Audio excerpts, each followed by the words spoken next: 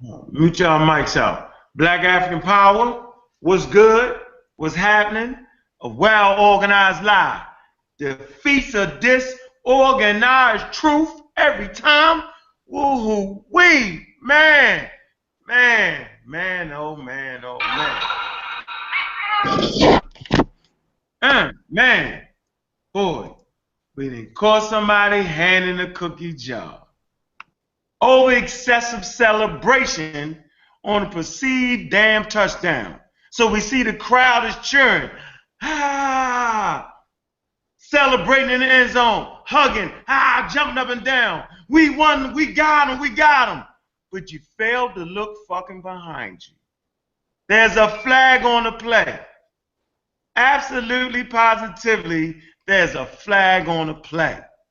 So what's good, family, man? Y'all know what it is, man. Having a good time, enjoying things, man. Y'all know the shoes is in full effect.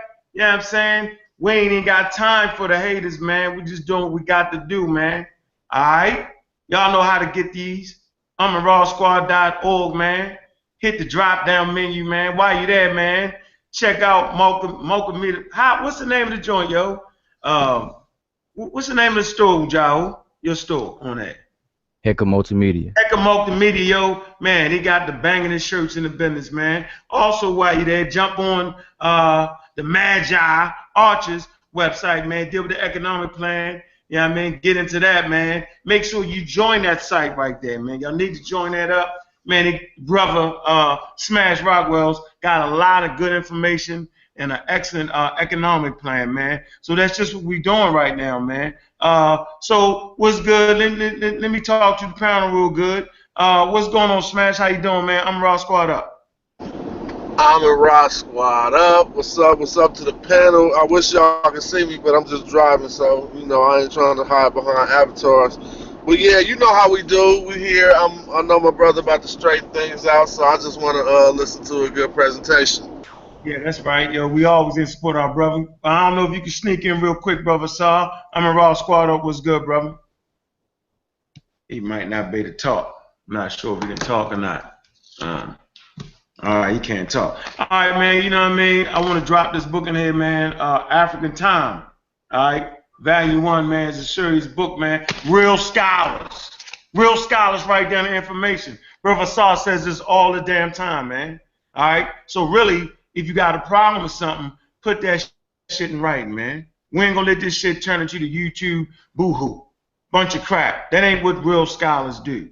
All right? Real understandable. As a matter of fact, man, this is like one of my favorite books besides Wudjau book. All right? Magi, the handbook for the conscious community, man. All right, it's here.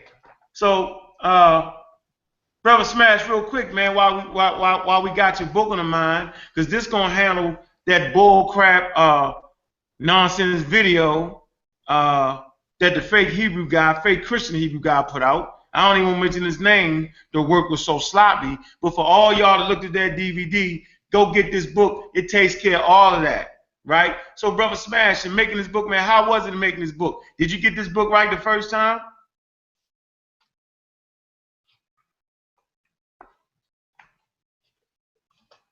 Thing must have went out. Where you at, Smash? Hey, my signal was just trying to fall out, and it came back when you said where you at, Smash. So I kind of like know you were saying I need to beat up on that the pseudo section.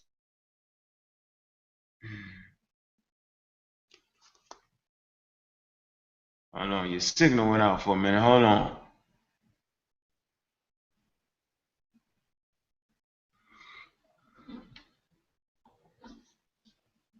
All right, the signal went out, man. Anyway, man, you know what I'm saying? Brother Smash, man, he's a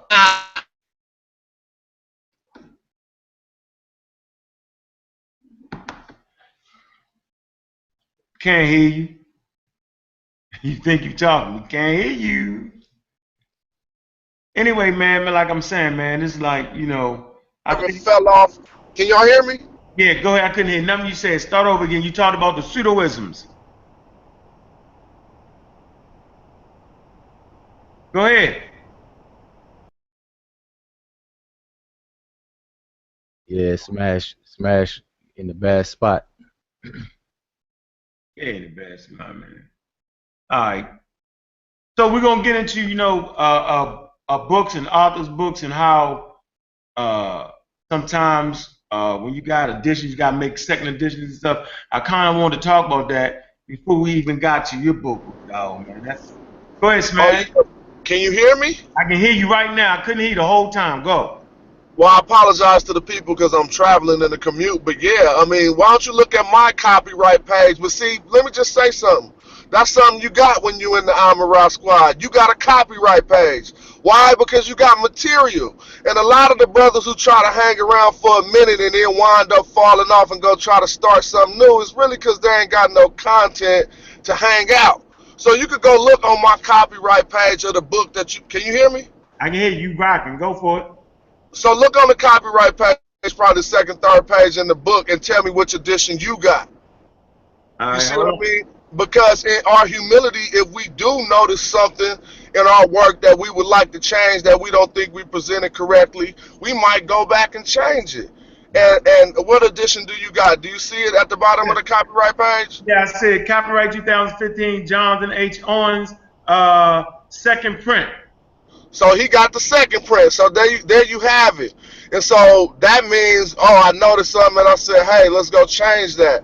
So in our, like I said, in our humility, it's nothing to, the Egyptian grammar book that I study from is by Alan Gardner, and it's the third edition that you want. You don't want the second or the first edition.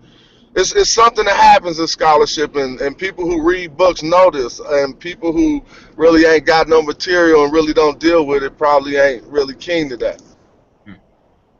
Let me tell you something, man. In the book that I'm about to publish, man, hey, man, it's not a run-through type of thing, man. You know, I struggled through it. As a matter of fact, I had to hire professionals to edit my work, man, and make sure it's just right there. You know, that's the hardest thing. It's easy for me to talk and speak and be flamboyant with it and study, but that writing thing's a little bit different. You know, it comes with practice and time, that writing. And then when you want to have it on the scholarly level and not just the conscious community level, man, that's real detail right there. And so I'm having to go back, put back in footnotes, missing it out. I mean, sometimes the damn programs you're using jump. Man, this shit ain't no simple shit, man. So, you know, for all those who don't have no published work or trying to publish no work, man, I see you, right? And so you can't even hang out on the Amara Squad. You know what I'm saying? Unless you working on some published works or got some published works, right? You can go to the Amara Squad group, and I got some articles that I wrote. I don't talk about it all the time, but yeah, I do got some published works. It is what it is. So the point I want to make is, man, let's just get right into it. I want to make sure I shout out, once again, University of Comedic Press, right? See, this is essential. These friendships we develop based off of scholarship and friendships, right? You know what I'm saying? Because you can't be no lame that hang out with these dudes right here. You can't be making up shit, right? You can't be copying and pasting other people's work. You just won't be allowed in this circle. This is a tight circle right here. All right? It is what it is. All right? So, man, look, man, we doing it the right way, right? And how dare anybody, right, challenge that without proper methodology? Do your homework first before you jump out there and open your mouth up, right? Never let a young dude lead you in the battle who ain't been through the goddamn battles. He will always get you messed up every time. That's rule one in the street. When a new guy come on the block, you don't let him lead your brain into nothingness. Because he's going to always act off emotions. He's not going to think it through, right? So, hey, it is what it is, man. I'm glad to be here, man. You know, we've been a little busy. I know, Smash, you got some projects going on right now, don't you? What you got coming up, man? Man, the Amara Squad, we keep it working. But primarily, I like to salute you on getting them shoes that you got out there. And, you know, I'm working on the shoe, too. We got that running through the hip-hop line, though. But I'm also working on the event in Oakland, California. You know what I'm saying? High Road Day. Y'all check that out. If y'all on the West Coast, on Labor Day, you should be in Oakland, California, because that's what we do. But anyway, it ain't about that right now. Right now, I really want to get to Wudjau presentation, if you don't mind. I'm ready. All right, let's get to that, man. I want to first shout out the Voice of Fire, man. Sister Naya, man, she's a prolific writer, man. She writes the blogs, you know what I mean? And I'm really appreciate that work there. So I'm Ross brought up Voice of Fire, Sister Naya. What's good? She must not be there. Yeah, I'm here. I'm here. I was just reading on some things, but yeah, I'm excited to hear Brother Wudjau's response to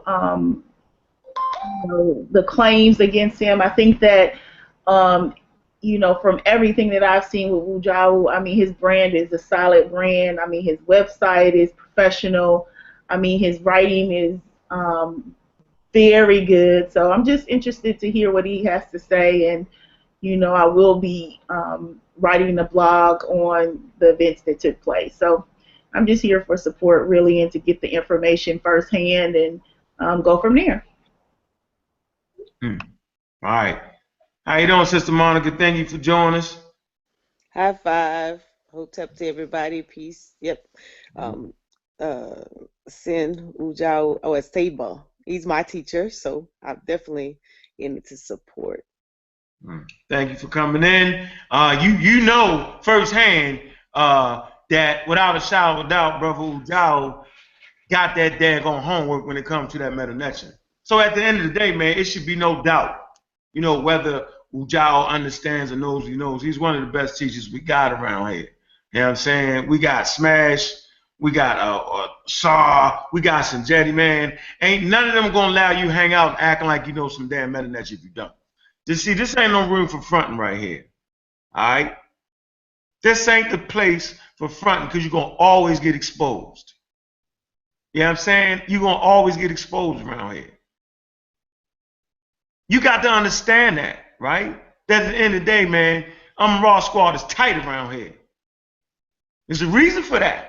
We're going to find out why we so damn tight. So go ahead there, Brother Wudjau, man. Go ahead and clear your name up, man. Let's get this light work out the way real fast, man. All right, yeah. First I want to say Black African power to the family, who's watching it live now and who'll be watching the archive. I want to give a shout out to the sisters on the panel. Everybody's on the panel. Simotep, Monica, Naya, Smash, yourself. And so yeah, and I appreciate the opportunity to go ahead and clear my name, because as you know now, I talked to you yesterday and everything. Nobody could help but notice the the drama or the little silliness and foolishness that's going on. And my first mind was to not give it any attention whatsoever, because I'm of the school of John Henry Clark that say you're not here to debate anybody. You only debate your equals, and all others you teach. That's right. And even though it's not a debating situation, but that principle is there. So I looked at it like let silly let immaturity happen, because I don't wrap myself around all that little drama and hoopla and stuff like that. And anybody that knows me personally knows that I'm a very mature. I'm 45 years old. I'm a father of 3 beautiful girls. My oldest is 13. My youngest is 8. So I know what children act like and are like, and the actions that I've seen in the social community many times reminds me of childlike actions, and this is no different. So my first mind was not even to do anything about it, and I told you you know what I mean. So anyway, but when it comes to a person's integrity and reputation and name and professionalism, then you have to defend yourself. So that's basically so I appreciate the opportunity to do that. Hey, man, look, yeah, I mean, you got to defend your work. I mean, it's not being challenged, right? So we don't want to act like it's being challenged, man. You know what I mean? It's just some things floating around, certain critiques that had floating around.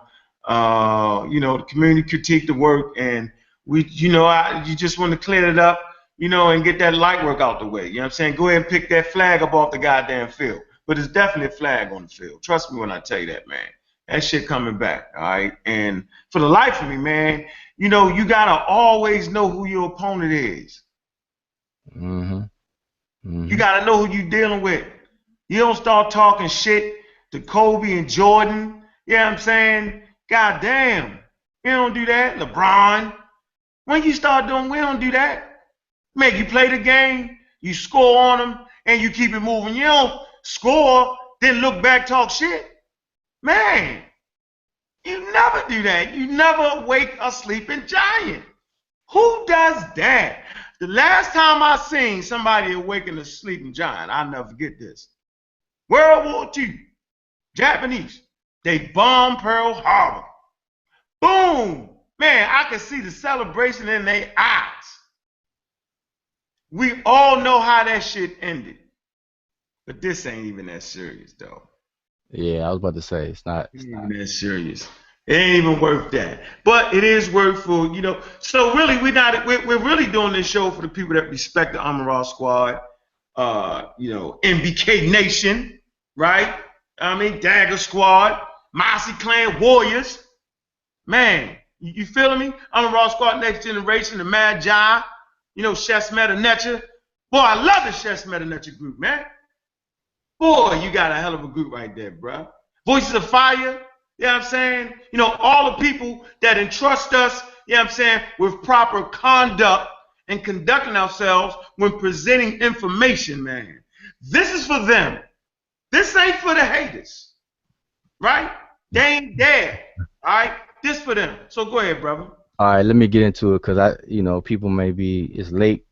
People want to be like, well, did you plagiarize or not? You know, people want to jump into it, and I could tell they don't even, people don't even understand You it. understand what it means. Yeah. All right, so let me just go ahead and show these. So let me share my screen. All right, so I'm gonna address all of it. All right, can y'all see my screen? Can you see my screen? Yep, got it. All right. So you may want to lock it on my screen so everybody can see it in YouTube land. All right, hold on. You got it? All right, hold on. Where you at? Where you at? Damn. Yep, you locked in. All right, cool. All right, so anyway, so again, shout out to the Amara Squad. As y'all can see, got the logo and the deity or Netcher. I'm in representing. Shout out to my group that I'm a part of. I'm part of a team, a group of brilliant brothers and sisters that are serious about the Egyptian language and the writing system. Seshew Medew Netcher. All right, so shout out. And we have a YouTube channel, so subscribe to our YouTube channel. Just type it in and search it. All right. And so what I want to explain real quick before I even go into this is the phrase that you see on the screen, ma cheru. All right. That phrase is used to mean vindication, triumphant, or literally true of voice. And this is relevant because Osiris, when somebody dies and the deceased, if you ever look in the all the various different Peret Imheru, aka the books of the dead, you always see the deceased person, whether they're male or female, they'll be called Usir or Osiris, and they will always be referred to as Makeru, which means true of voice. And this takes place after they've gone through judgment. So after they've gone through the fire and they come out triumphant or victorious, then they're called Makeru. All right, and that's relevant. So now everybody wants me to go straight to the plagiarism, because that's the hype right now. That's on on the internet and everything. So, but I'm gonna deal with all of the accusations because it's just not the accusation of being fraudulent or a plagiarizer. All right. So here, and I'm gonna style it like a court trial. All right. So this is real clear, and I'm gonna walk through this, and everybody will just be able to see and pay attention. All right. So on the left-hand side, we got the accusers. All right. The accusers are Team Osiris, the brother Christopher Davis, and I put KD here because we got a lot of Christophers around. A lot of Christophers around us and everything like that. So I'll make it clear I'm talking about Christopher Davis with a K. We have Lex Vortex, who made a video. And then all the bandwagoners, all right, all the people who are jumping on the bandwagon and not even seeking information or anything like that. So that's the accusers. These are the accusations. First accusation was that I stole a presentation. All right, Christopher Davis accused me of stealing his presentation. All right. Accusation number 2. I was accused of stealing a website or lessons from a website and selling them. Brother Christopher Davis accused me of that, along with Lex Vortex. That's what his video is about, stealing a website. And then the last one is fraud, being a fraud and plagiarizing. And again, those are the accusers of that. That's what, matter of fact, there was 2 hangouts done about that. I guess one was a dry rehearsal because the video was removed, and then another one was done. All right, so who's the accused? That's me, Wudjau. Now, I want to point out something. Now, at no time was I ever contacted by any of the accusers, that's these guys over here, on any medium to ask me about the accusation seeking truth. So none of these people ever contacted me whatsoever about asking me questions about any of these things. I was just accused. And then after being accused, at no time was I invited on the panel of the various hangouts. And like I said, it was 2 hangouts. One must have been a dry rehearsal because the video was taken down, to address the accusations in real time. So I wasn't invited on the panel to speak up for myself on the panel. Nor was I sent any links or tagged in any post to view the live hangout by the accuser. So not only wasn't I sent the back chat hangout link to participate, I wasn't even sent the link to watch it on YouTube by any of these people. All right, the only reason why I even knew about it was because other people had told me about it. All right, so I want to point that out. All right, so I want to begin with that. Now, here are the accusations again: stole presentation, stole a website, fraud, plagiarized. How do I plead with that? Not guilty. All right, so we're gonna get right into it. Accusation number 1. Christopher Davis accused me of stealing his presentation that he did on Team Osiris channel. All right, that's accusation number 1. So let's deal with it. So here's a screenshot of Christopher Davis making the claim. He says, Wudjau Irdimaat stole my stuff and only did a presentation on hieratic because I did, shaking my head. And we see, he did a screenshot here of our presentation, okay, and so he's making his claim. So this is his screenshot of our presentation, and then you can see where you got a comment from another Team Osiris member, Melvin Jefferson. Wait a minute, hold on for a minute. Go ahead. Did Melvin say? I didn't mean to say his name. I apologize for that. I'm out of order for that. Did he just say the age of the book hustlers stealing is only their nature?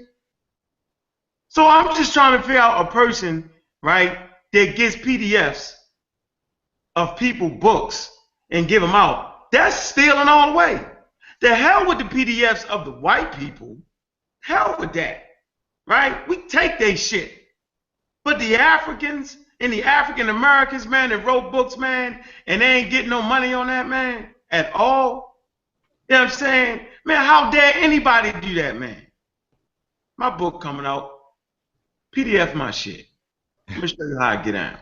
Go ahead, though. All right, yeah, let me yeah, because I'm gonna run through this. This is quick because, like I said, my first mind was not even to deal with this because, like I said, I don't get caught up into the immature back and forth stuff that people do. All right, so I'm just laying it out. So this brother accuses me of stealing his presentation. All right, and so you see the comment by another Team Osiris member, which is relevant because some people put battery packs in people's backs. All right, so here's in this middle picture, we see the same post that this brother did, except this is in a different group, obviously. Now, mind you, I'm not Facebook friends with this brother. Somebody else sent me these screenshots. All right, so screenshot was done here. So he posted it around. This is a different post, and in here you can see the comments of here. Now this sister down here, gives her opinion, says, I have my own personal feelings about this individual, speaking about me, and I don't know the sister from a can of paint. All right, so I'm not sure what that's all about.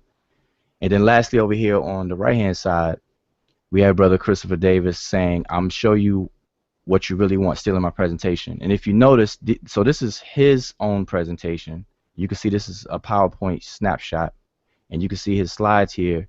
None of these look like the snapshot or what he took of our presentation. So he couldn't be speaking literally that someone stole something, and I don't have access to his drive anyway. Did he read that though? Can he read that? I'm not too sure. Can he? But let me finish. Let me continue. So I quote Christopher: Wudjau stole my stuff and only did a presentation on how I read it because I did. Now that's key. Now remember him saying that. Now he said I only did a presentation because he did. All right. So now let's go on. Now here is the actual presentation Christopher did. All right. It's on, and this is a screenshot of Team Osiris YouTube channel. The date is there that he did it, the title of it, and you can still go there and see it. July 30th, 2016. All right, now on this particular presentation, I caught most of the presentation, and while the brother was giving his presentation, I felt the brother did a very good job with what he covered. I had a discrepancy with only one thing that he said. And so I waited till he finished the presentation, and I was waiting to see if they were going to open up for questions and answers, and they did. So I asked for the link if I could come on the panel, or if not, I was going to type my question in on the YouTube chat. So I was sent the link, and it's funny how I could get sent that link, but I don't get to send the link to defend myself. But that's a separate issue. So I get sent the link, and I go into the particular chat. And I asked a question, and it wasn't even a question of, in a negative way whatsoever. I wasn't challenging in a challenging way. I wasn't disrespectful in any form or fashion. And matter of fact, anybody who's listening now, you can go to this particular presentation on their channel and watch it. And I'm there. You can hear me. You can watch it. You listen to the whole thing. All right. So anyway, in a nutshell, I asked the brother. The brother quoted a scholar, and the scholar he quoted said that there's no one-for-one correspondence between the hieroglyphic script and the hieratic script, and I have a problem with that. And so I asked Christopher the question about that, all right, because his entire presentation contradicted that statement as well. But anyway, without going into details, you all can watch that video in full. But anyway, I have some clips here, so I'm gonna play this clip so you can hear what this brother says. Now, remember, he said that I only did a presentation because he did one, and he also accused me of stealing his presentation. So, but listen up. All right. So, and I'm gonna pull out one of my other hieratic texts I'm looking at. Hold on, let me just make sure. Can y'all hear that? Loud and clear, brother. All right, here we go.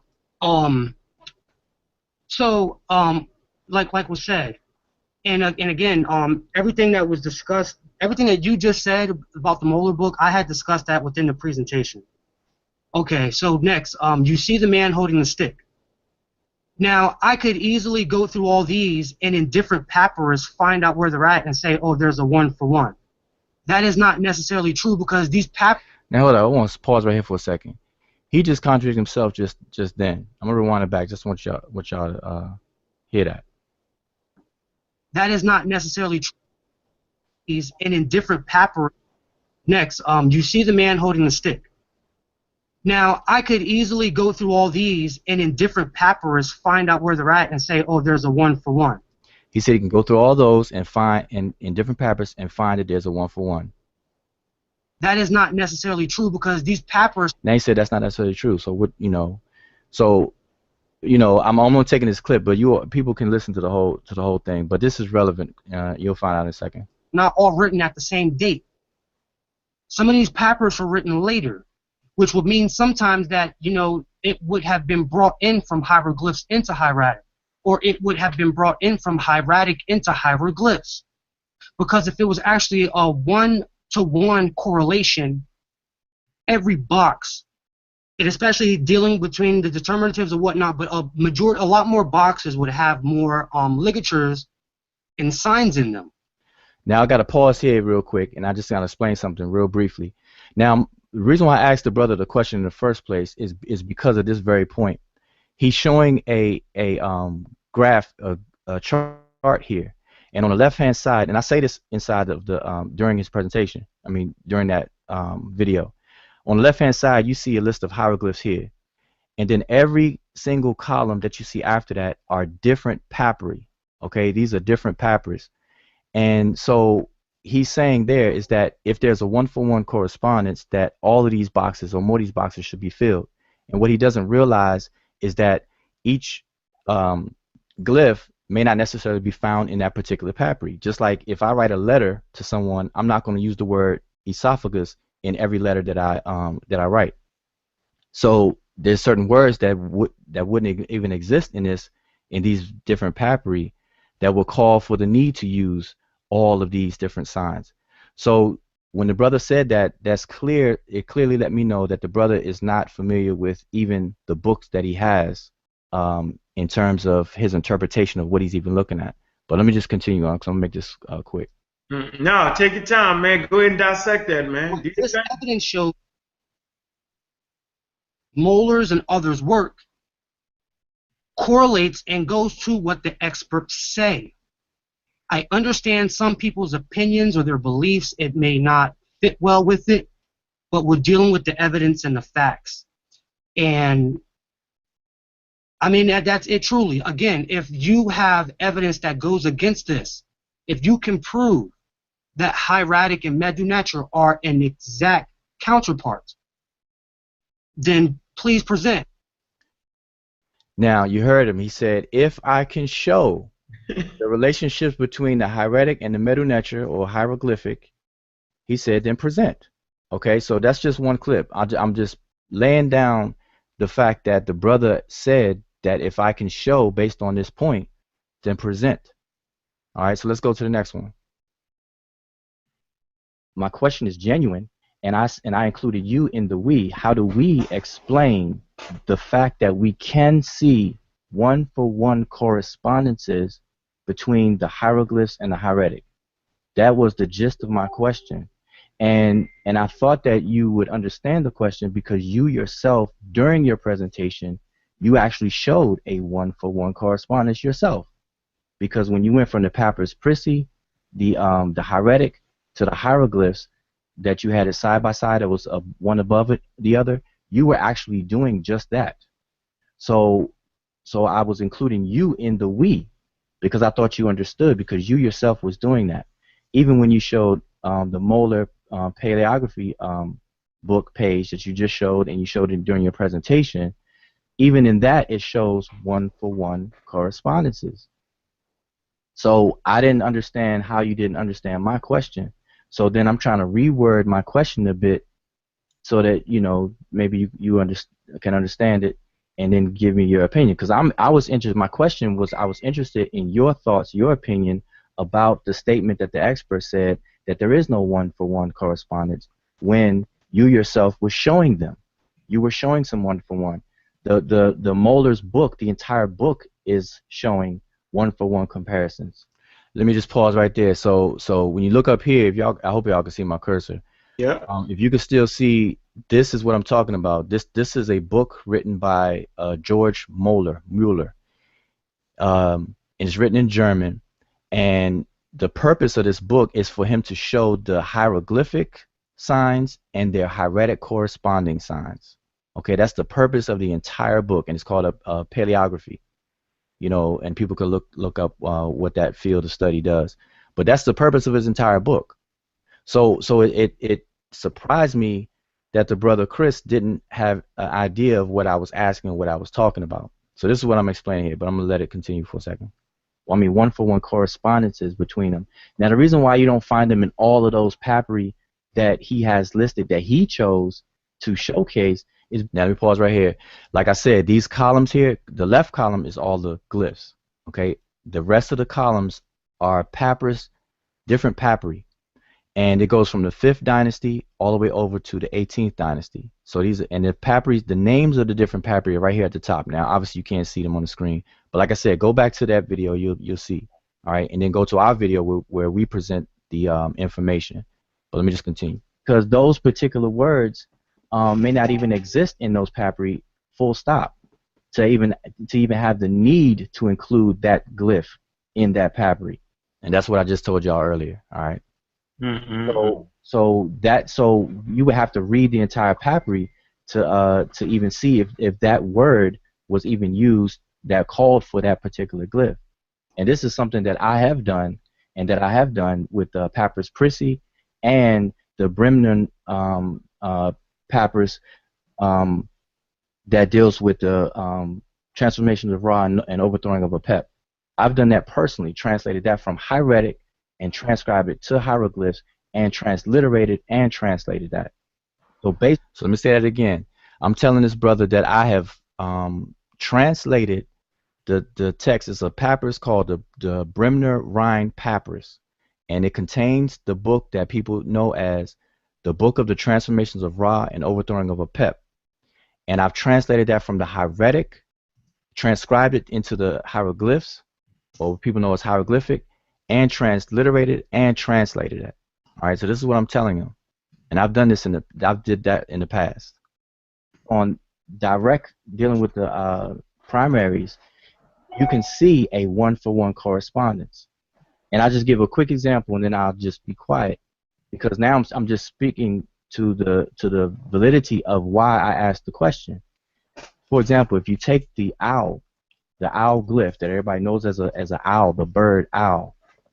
If you look in various different hieratic papyri, you will see a one-for-one correspondence with that owl. Now, may not exist in all papyri. Well, for the owl, it's a very common sign. So you most likely will find it in all papyri. In other words, I'm telling them that the owl glyph is a prolific glyph, and you definitely will find that in a lot of papyri, because the owl is used in a lot of words. So that's what I'm explaining. But that's just one to show the example of what I'm talking about when I say one-for-one correspondence between the hieroglyphs and the hieratic. So this is what I disagree with the experts on, because as you said as well, is that sometimes you have to actually question these experts, especially the early Egyptologists, and not rely on what they say just because they say it. So let me reiterate that. You know, just because an expert says something doesn't make it so. All right, and what we do around here with the Amara Squad is that, you know, we do proper methodology and we investigate and check out. So this is the point I'm making here, is that just because the expert said there's no one-for-one doesn't make it so. So let's find out, and that's what I'm reiterating. I thought that you understood all that, so that was my question, and I wanted your opinion about that. But now it seems to kind of turned into something else. So I'll just yield the floor. And by something else, as the conversation progressed, you know, it got real combative and hostile. You know, not real hostile, but it got combative. We would like to thank you, Wudjau, for joining. We cannot wait for your presentation. Now, listen what he said. Yeah. We cannot wait for your presentation. It went from I to we. All right. Now, mind you, the entire time that I spoke, you know, there was a lot of inboxing and messages back and forth among the panelists. You know, so that's where the I changed to a we. To counter these experts, to show how molar and the hieratic. Well, let's go back. Egyptologists and not. So I thought that, but now it seems. I'll just yield the floor. Let's listen again. We would like to thank you, Wudjau, for joining. We cannot wait for your presentation to counter these experts, to show how molar and the hieratic hieroglyph equivalents are one-for-one. I'm very excited for that. I didn't know you knew hieratic. We've spoken a lot. That's new to me too. I can't wait for you to show us that. All right, so there you go. So that's the clip. So you see that he said, now so let me read here. So on several occasions, and it's more than just these two examples, The brother Christopher asked that I do a presentation, and he even says we would love to see a presentation on the points that I made. All right, so I'm establishing something here. Okay? Let's go on. So now, we do a presentation. When I say we, when I'm saying we, I'm saying the Seshew Medew Netcher. You can go to our YouTube channel. All these videos are still there. All right. So on August 3rd. Now, Matt, let me go back so we can get the date. Remember, he did this presentation on July 30th. Okay. So, and that was a Saturday.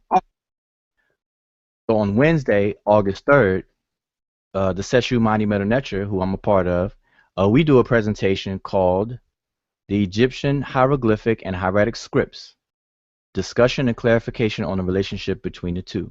All right, so because we just present information. All right, so that was the title of our presentation, and we gave it. So nothing during this presentation was stolen from Christopher's. Matter of fact, it's spelled with a C. That's spell check. Presentation, literally or otherwise, and there was absolutely no need for me to take anything from the brother. All right, but I just want to show the date, August 3rd. Now, just to give you a little history, we, as a Seshew Medew Netcher, we have been doing presentations all the way as far back as November of 2015. All right, we've been doing a series of regular presentations related to the language and writing systems of Kemet, ancient Egypt. We started our Divine Words Wednesday and something we call Freestyle Friday series on April 6, 2016. So we've been doing this and ongoing. So this is nothing new. For us to present something on hieratic and hieroglyphic stuff, it falls right in line with what we've already been doing. Okay, so this is our first video. You can see this is a screenshot of it. November 6th is the date. That's our first video that we've done, that we did. And if you notice here in the avatars, you can see Brother Christopher is part of the panel back then. All right. So now, prior to July 30th, which is Christopher's presentation, we had already done a presentation on June 29th, 2016, and we entitled it "The Maxims of Ptah-hotep: Instructions in Good Character." All right.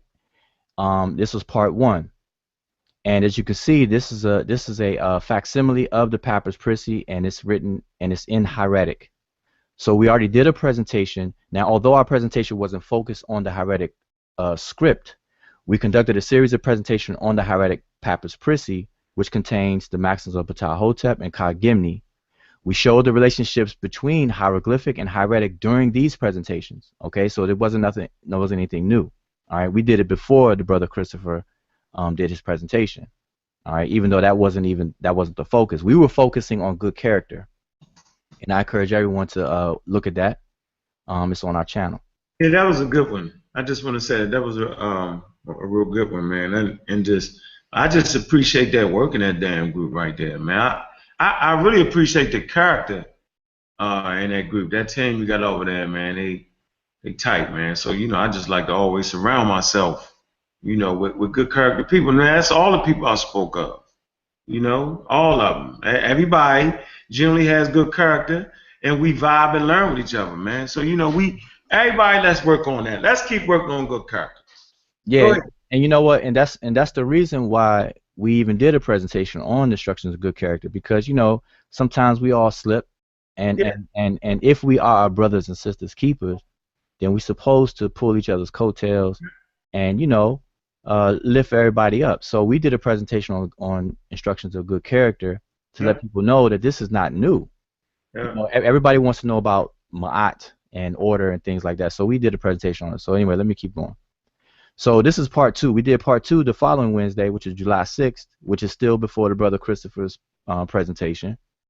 And as you can see here on this screenshot, we're breaking down certain lines in there. We're showing the hieroglyphic and the transliteration and the translation. So I'm just showing this to show that we had 2 presentations, 2 hangouts, 2 separate, part 1 and part 2, on good character, but in doing so, we still had to cover, the writing scripts, even though that wasn't the focus. All right, the focus was on how to act right, how to conduct yourselves, which is something that's lacking in why I'm addressing this stuff in the first place. All right, so here again, here's a shot of me. These are 2 pictures of me on the stage with Unc. last year in September 2015 at the African Science Conference. And here I'm going over the hieratic papyrus, Brim to Rhyme, which is that same papyrus I was talking about, which is the text known as the Books of Transformations of Ra and Overthrowing of Apep. So I'm on stage breaking down a hieratic papyrus. So I'm showing the hieratic, I'm showing the transcription in hieroglyphic, and I'm showing the transliteration, and then I'm on stage explaining it. All right, and you all can check that out. That's on the Real Black Atheist Library YouTube channel. You can check out the whole conference, or you can go to our channel and watch just this clip. All right. Yeah, that was deep. Yeah, I mean, you know, I learned a lot from that. And I think people don't really know this. A lot of work, you know, that I do, I always come to the brothers and sisters on the squad that are clearly understanding this information, and I throw my ideas out there. See, I'm not just throwing shit in the dark. I come up with something, you know, and try to put it in, but I know being on the squad, I can't just go off of that. And I say, well, is a connection here? Is it that? He's like, yeah, let me show you where the scientific method come from. Oh, okay, take it. What is Kepler? I'm reading in English. I'm going to say this again. I'm reading something in English because I'm not versed in Medew Netcher. So I'm reading in English, right? And just because something says something in English don't necessarily mean that's what it means. That's where a lot of Europeans get us at, the way they translate things. They translate things based off their cultural understanding, their cultural viewpoint. So I'll go to the squad for different translations, right? And they'll tell me, yeah, that makes sense, and they don't. And I think we should try that more often. Right, right. I think that's very, very important, right? And I'm going to tell you something, man, what I really respect, and I'm going to let you rock on, man. The brothers and sisters that actually study this Medew Netcher, man, that ain't no speed through thing right there. Okay? You can't speed this. This is not one of them things. You know what I'm saying? This is not, I got it next week. No, you need to be under tutelage of somebody. You just do. It's not just I'm going to figure it out on my own. It don't make sense to do that. So I just wanted to kind of throw that in, man. Hey, but I definitely have to tell you, man, you gotta definitely spell my name right. Right there? Yeah, see, it's Wudjau. Well, I ain't the only one misspelling stuff, huh? Seem like there. Got a video spelled wrong with plagiarize. Let me stop. All right, but let me just continue. So my point here is that you know, I've worked with hieratic for a while. I have no reason to steal from the brother's presentation. You know, we did a presentation before him, and ours was focused on the good character and the content of the text, not so much the writing system. But we did mention it, and we covered it a little bit, but that wasn't the focus. So that's what I'm establishing here. All right. So remember, like, I'm styling this like a court case. So I'm basically establishing evidence and backing it up. All right. So where we at? So here's a conclusion. A conclusion on accusation number 1. Remember, the accusation was Christopher accused me of stealing his presentation, and that I only did a hieratic presentation because he did one. But yet the brother asked me to do it anyway. So here it is. So Wudjau, I mean, I did not steal Christopher's presentation. All right. I have no need to steal anything from the brother. I have been doing regular presentations on various aspects of the language that includes the writing systems. And I fulfilled the request of the brother asking me to do a presentation on the relationship between hieroglyphic and hieratic.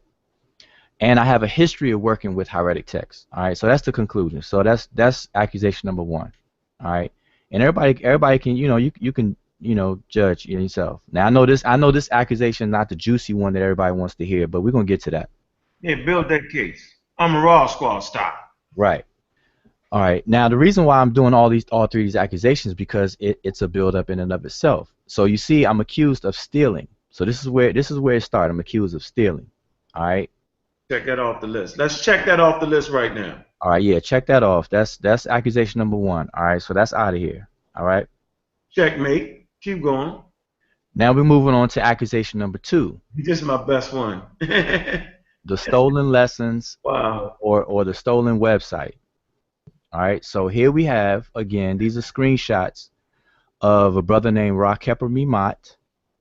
He's posting up a screenshot of an article done by a European student of archaeology. All right, this is his website. So he shows a snapshot of it, and he comments and says, "Wow." And as you can see, Christopher Davis likes it. And then over here on the right-hand side, you see Christopher Davis's post and says, MedewNetcher.com has been accused of stealing work. And he shows the same thing. And down here, of course, we're going to see Melvin Jeffries and others that's going to like it. The battery pack in the back situation. Is that Melvin? Is that Melvin?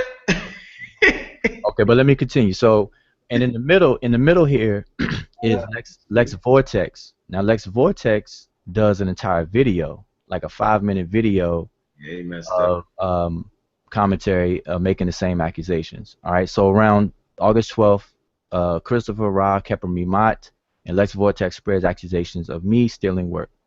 But do you mind people, looking at something, perceiving that, and just, I don't think that's bad within itself. I think just not doing I thought we taught well enough of just the level of research you're gonna have to go to when you presenting. It's about responsibility, though, Wudjau. You know what I'm saying? Yeah. Like, you can make an accusation, but be responsible with it. Go ahead, though, brother. Yeah, I mean accusations, but see, well, we'll get into that. Let me just finish, because I don't, like I said, I don't want to make this into a long drawn out thing. Go ahead. All right, so and I'm long-winded as it is. So anyway, but here's Lex Vortex's clip. All right, let's just listen to a little. There's a guy on Facebook who posted this. He's talking about Chris who posted it, so because he's showing it on his video. Medew.com has been accused of stealing work. So, Wudjau from the Armor Ra squad, who says he's an expert on Medew Netcher. Let me pause right there. I have never claimed to be an expert on Medew Netcher. All right, so let me make that clear. So the brother is inflating and exaggerating. I have never made that claim, and nobody can ever quote me audibly or in writing that I've ever made that claim. Just want to point that out. And he's teaching people Medew Netcher. Said, now that's true. I do teach Seshew Medew Netcher, and I do a very good job of it. All right. People don't know how to read the language, and we don't know how to interpret it. That's not true. I don't say people in general. Lex Vortex doesn't know how to read the language. Lex Vortex doesn't know how to interpret it, and then other people who don't as well. Just want to make that clear. So I'm not gonna play this whole clip, but I'm saying the brother, people could watch it if they want, but the brother exaggerates and inflates, and he says out of his mouth in the beginning that I'm accused, but then during his speech, he basically says I'm guilty of it. So Lex Vortex has become the prosecutor, judge, and the jury, and has already convicted me of stealing.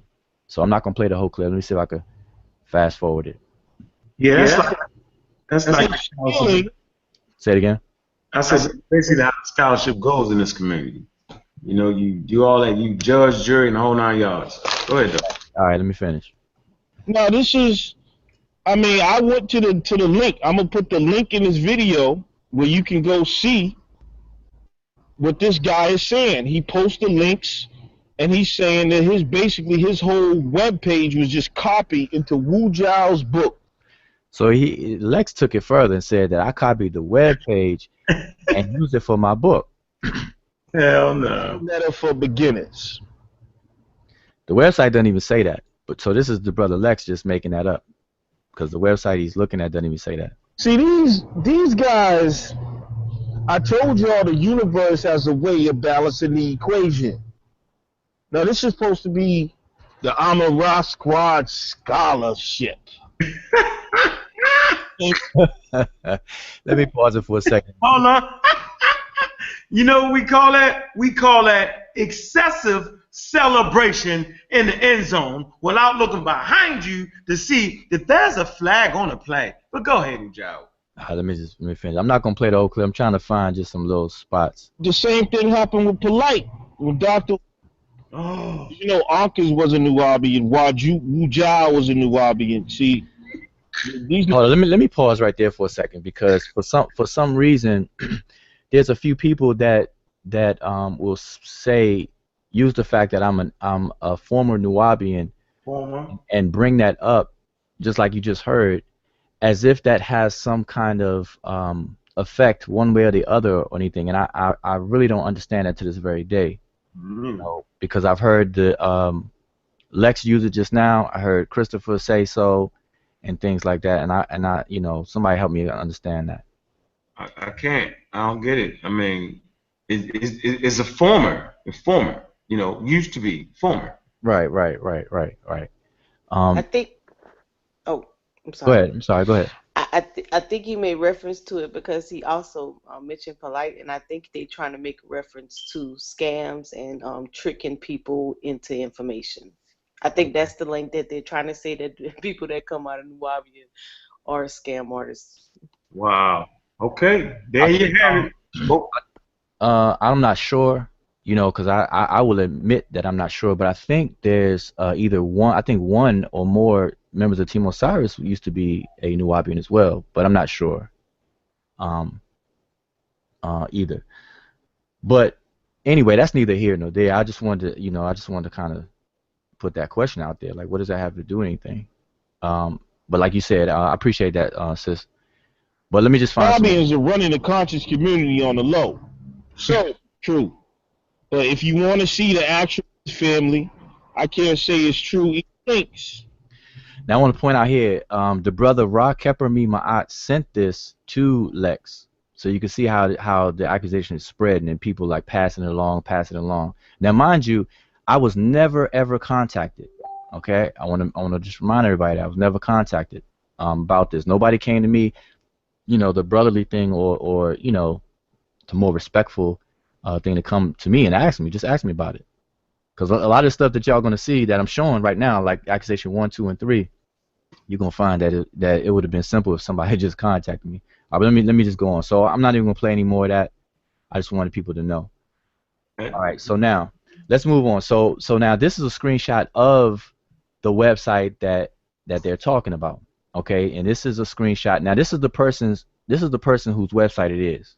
All right. I don't know this person, but this is a picture of him. He has a picture on his website, and this is his visit to Egypt, and this is his face. So you can that's see. the white boy right there? Yeah, it is. Yep. Wait a minute. So you basically saying they're not even giving you a fair shake at it? They just going straight with the white dude? That's crazy. They gotta give you a fair shake. So now we just listen to white people and go straight with that? That's kind of crazy, man. That's the part that hurt me out of everything. You know what I mean? That you're not even giving us. They gotta give you a fair shake on that, man. That ain't right, bro. It's really not, man. Let me finish. Hey, can y'all hear me? It's Sinjetti. Yeah, Hotep, brother. What's up? Yeah. I'm just listening in Wudjau. You know, let you get back to your presentation. But yeah, you're doing a good job, brother. You know, saying I'm glad that we can clear this up. You know, because I'm listening to this buffoonery of accusations. You know, and it's like it's really pathetic. It's really pathetic. I'm even ashamed that we even have to go through this. But you know, it's a good exercise. You know what I'm saying, for you know, for everybody to see. Good exercise for you, brother. You know what I'm saying? Continue. All right, I appreciate that, brother. Hotep.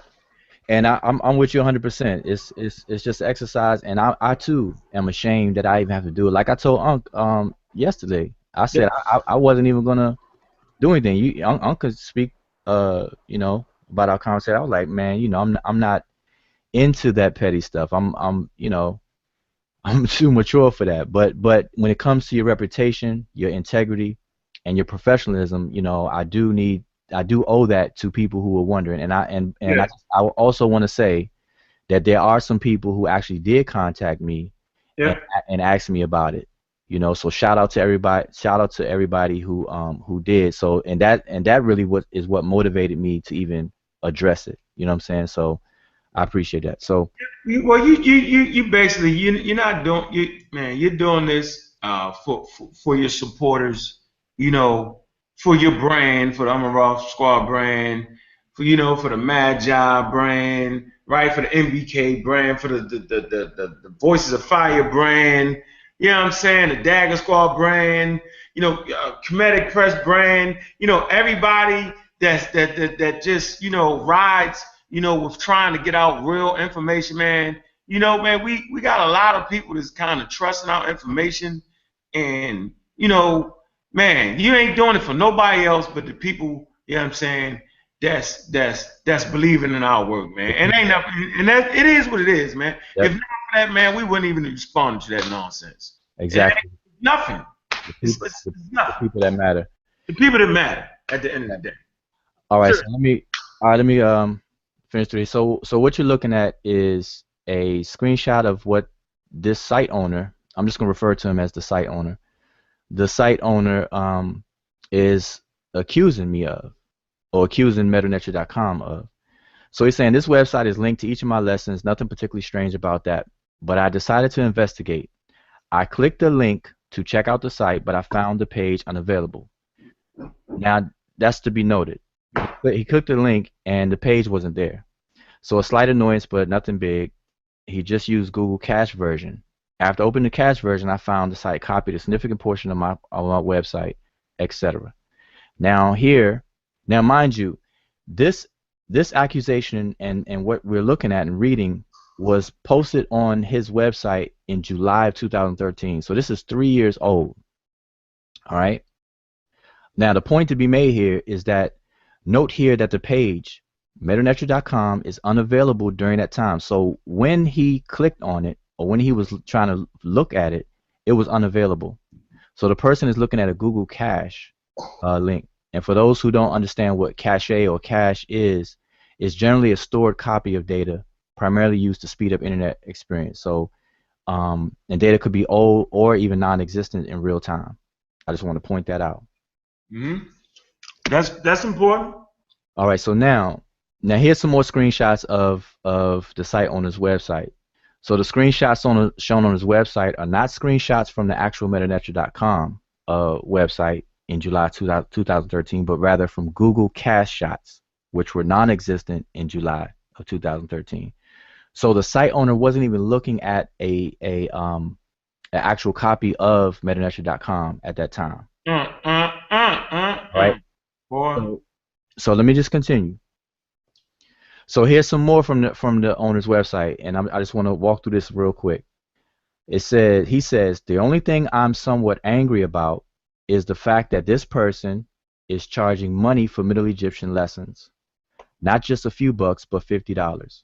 I can't even begin to fathom how someone can rationalize this, especially if you consider what you receive for that amount. And then he posts the bullets. There's what? 16 bullets of what's covered for $50. So what I point out here is that this site owner is mad that someone is actually charging for Middle Egyptian lessons. So that's point one. And then point two, he feels that $50 is too much. So let's go on.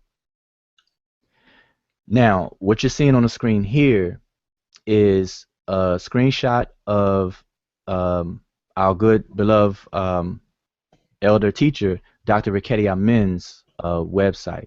Okay, and these are two classes that she offers, and in fact, this class on the left is offered by one of her students, which is a colleague. Shout out to the elder brother Benochi. That they have coming up in September of 2016. Now, the reason why I point this out is because if you remember, this site owner is angry that someone is charging for Middle Egyptian lessons, and he feels that $50 is too much. But here we have our beloved elder scholar teacher, Dr. Riketti Amin, and these are the bullets that you get. What you will learn, and you see the same information basically, with less bullets, but the same information, and the tuition is $350. All right, and the next intermediate level, or course, is also $350. So together that'll be $700 for these two, and these two combined is what you will find in what the other site owner is talking about. Okay, so now the point here to be made is that contrary to the site owner's opinion, here are two classes supervised by Dr. Riketti Amin, $350 each, $700 together for similar content. So my question is, What would that site owner feel about that price? Okay, so now let's move on. So the site owner, here's another shot of what the site owner says. He says, if you want to pay money to learn a language, buy a grammar book. There are plenty of them. So this site owner, his opinion, if you want to learn a language, just buy a book. Okay, then he shows some names of books and their price range and so on and so forth. Now the point I'm making here is that listed above are books, and they're not live interactive lessons or tutoring. It is common knowledge that teachers, tutors, or coaches charge a fee separate from the price of any books or resource material used in courses or training. Every single teacher in high school, junior high school, college teach from a textbook. That especially in college, you got to buy your textbooks and then you pay your tuition. It's a separate cost. So the teachers are not teaching from their own material. They're using someone else's material and they teach from it. And you have to purchase that material and you have to purchase the tutoring or the teaching that the teacher is giving. Okay, this is common knowledge, but this site owner doesn't seem to understand that. All right, so I want to point that out. That it's just common. All right. Now, so let's move on to the actual accusation and what happened. All right, so what happened, Wudjau? All right, so now the site owner files a DMCA, which stands for Digital Millennium Copyright Act, claim against the website MedewNetcher.com. I was notified of the claim July 26, 2013 by the OSP, which stands for Online Service Provider. Okay, so here's a snapshot of the email that I received from the online service provider, and here's the date, and it's addressed to Hickam Multimedia, which is my company. And so this is what they say: Dear Sir or Madam, I'm not going to read the whole thing, but it says, Dear Sir or Madam, attached to this email or set out below is a notice or received alleging that material on your website infringes copyright. Basically, DMCA is a copyright infringement claim. All right, and I defined it on in the next slide.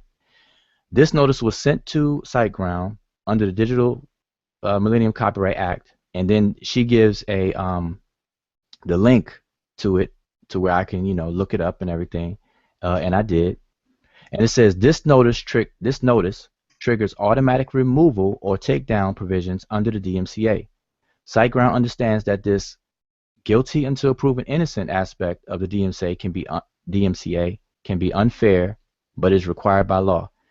Now let me stop right here for a second. If anybody has YouTube channels, if you've ever uploaded something that and you put some soundtrack behind it, you may have had your YouTube channel frozen or taken down or whatever the case is, and the reason why that is because of this same DMCA.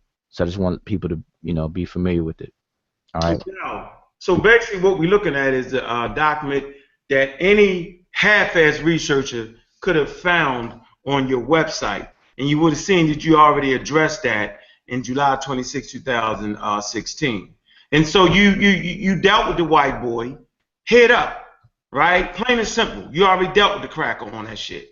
It's just the fool-ass niggas around us, you know what I'm saying, that ain't got enough integrity, you know what I'm saying, to go to your website and even see that. Because if they would have seen it, they would have recognized that you addressed that in July 26, 2013. I have the daggone emails, man. Yeah, let me show it. I'm gonna show it. Come on, man. This shit is crazy. And then we got niggas in the chat room talking shit. Man, just let it go, man. Niggas just was wrong, man. We all can be wrong. If you're wrong, you're wrong. I know niggas celebrated in the end zone. I know they did all that. But, man, there's a flag on the play. I know you thought you scored. I know you thought you caught a Kodak moment. But there's a fucking flag on the play, man. Hit the reset button on that shit, man. This is very clear. Let it go. Let me finish. Man. All right, let me finish. You know what, yo? I hate addressing the haters. Because you know why? You always make them chumps famous. They have absolutely nothing. Well, let me just go ahead and finish because bunch of bullshit, man. Because it's right here, July 26th, bro. Damn near 4 years ago. This shit has been addressed. Sloppy scholarship get you fucked up every time in this thing that we call scholarship. Every time, man. Go ahead, man. All right, let me finish. So and this is the thing. See, I was accused, and now mind you, a DMCA claim can be filed by anybody. Anybody. Right now, people on YouTube in the chat, I can't see it, but anybody right now can file one against anybody. Anybody at a website, their YouTube channel, their Daily Motion, Vimeo, whatever, all these video things, social media, all of that stuff. You know. So anyway, so the site owner files one, and I get notified. So here's the notification, and here's the email. All right. So what do you do, Wudjau? All right. So now, mind you, this happened on July 26th. So here's the definition of the DMCA. All right. And I advise anybody to pull it up on Wikipedia. But I'm just gonna read the underlined portion. Operating service providers, which is OPS, must adhere to and qualify for certain prescribed safe harbor guidelines and promptly block access to alleged. Put this nigga out, this motherfucker, man. I can't stand that nigga, man. I don't know who you're talking about. Man, I'm not gonna mention this motherfucking name. I can't stand that nigga. All right, well let me get a Kodak moment off me, man. The nigga wrong and won't just be wrong, nigga. Still talking shit. This nigga done buried y'all. He can ready to get to the last part. This shit over with. This motherfucking I'm a Raw Squad scholarship round this motherfucker. Yeah, hold on. All right, stage joke. All right, Uncle, let me finish, cause if you ain't got that though, let me calm down, man. Yeah. I'm trying to be chill based off some friendship and shit, man. But check this out, man. Get y'all shit together, man. All right, let me go ahead and finish. Trying to get money around here, man. Yeah. All right, let me finish. Yeah, let the haters hate, baby. I'm gonna let them hate. Go ahead, Wudjau. I'm sorry for breaking down, for messing up your wonderful presentation. Go ahead, brother. Hey, you know that's funny, cause anybody that knows me, people be wondering how am I so calm all the time and everything, and people just got to get to know me. But anyway, all right. So where was I at? Okay, so basically I'm just reading what is required by online service providers. They have to qualify for certain prescribed safe harbor guidelines and promptly block access to alleged infringing material or the removal of such material from their systems when they receive notification of infringement claim by a copyright holder or a copyright holder's agent. So basically what this is saying is that anybody who provides online services, they have to agree to this stipulation that if they receive an alleged infringing a DMCA claim, whether it's true or not, then they have to block or take down the material. And this is why, let me go back, this is why this person from the company told me that the guilty until proven innocent aspect of the DMCA can be unfair, but it's required by law. So that's why. So I'm just showing why they said that. All right, and I'm reiterating it right here. DMCA policy is a guilty until proven innocent policy. So now, what does Wudjau do? So here's my reply. Now, mind you, this email came in July 26, 2013. Now, I don't check my emails every day for all my email accounts and things like that. So from what I remember, when I checked it and I saw it, I replied right away. When I actually opened the email, which was July 28th, 2016. So this is my reply to the OSP regarding. Hey, get that bitch ass nigga up out of here, yo. Nigga up out of here, man. Yeah, well, right now we gotta ignore that right now. So let me. Bitch ass nigga up out of here, man. All right, so let me just finish this. So here's my reply. So you can see the date, July 28, 2013. Got me fucked up. My reply to the OSP. I say, dear sir or madam, I have received the email of the DMCA notice. I have attempted to contact the claimant, which is the website owner, without success, assuming it hasn't been enough time. In prevention of any further issues, I am replying with the following. The links in section 2 of the claim do not exist. Okay, and right here it was a list of the links, and you can see it on the site owner's website. And then further in the email, the commentary given in the claim states. So this is the website owners. This is that guy. This is what the guy is saying. Okay, he's saying suspicion that your customer is selling my lessons. Now it's only a suspicion. He doesn't know that. Found in section so-and-so of this document is based on two facts. First, he already reproduced my sign list in its entirety. Second is based on the Google web caches found below. He has begun work to modify my lessons in order to pass them off as his own. Let me go down to here. As I do not have access to his members section, which requires a payment of $49.95, I cannot provide links to the other pages that are likely reveal more infringing activity. However, this should be reasonable evidence for further investigation by you, etc. So this is his claim, and this is what was in the claim itself. So now this is my response. This is part of my response now, right here. I say the initial setup and work of the website MedewNetcher.com was done by someone who is no longer working in that capacity with the company. I'm speaking about the website. The website has been inactive up until mid-July this year, 2013. I have reviewed the links provided for the website. I am authorized to act on behalf of this company. The lessons mentioned in the commentary of this claim noted above are not being sold or reproduced on MedewNetcher.com.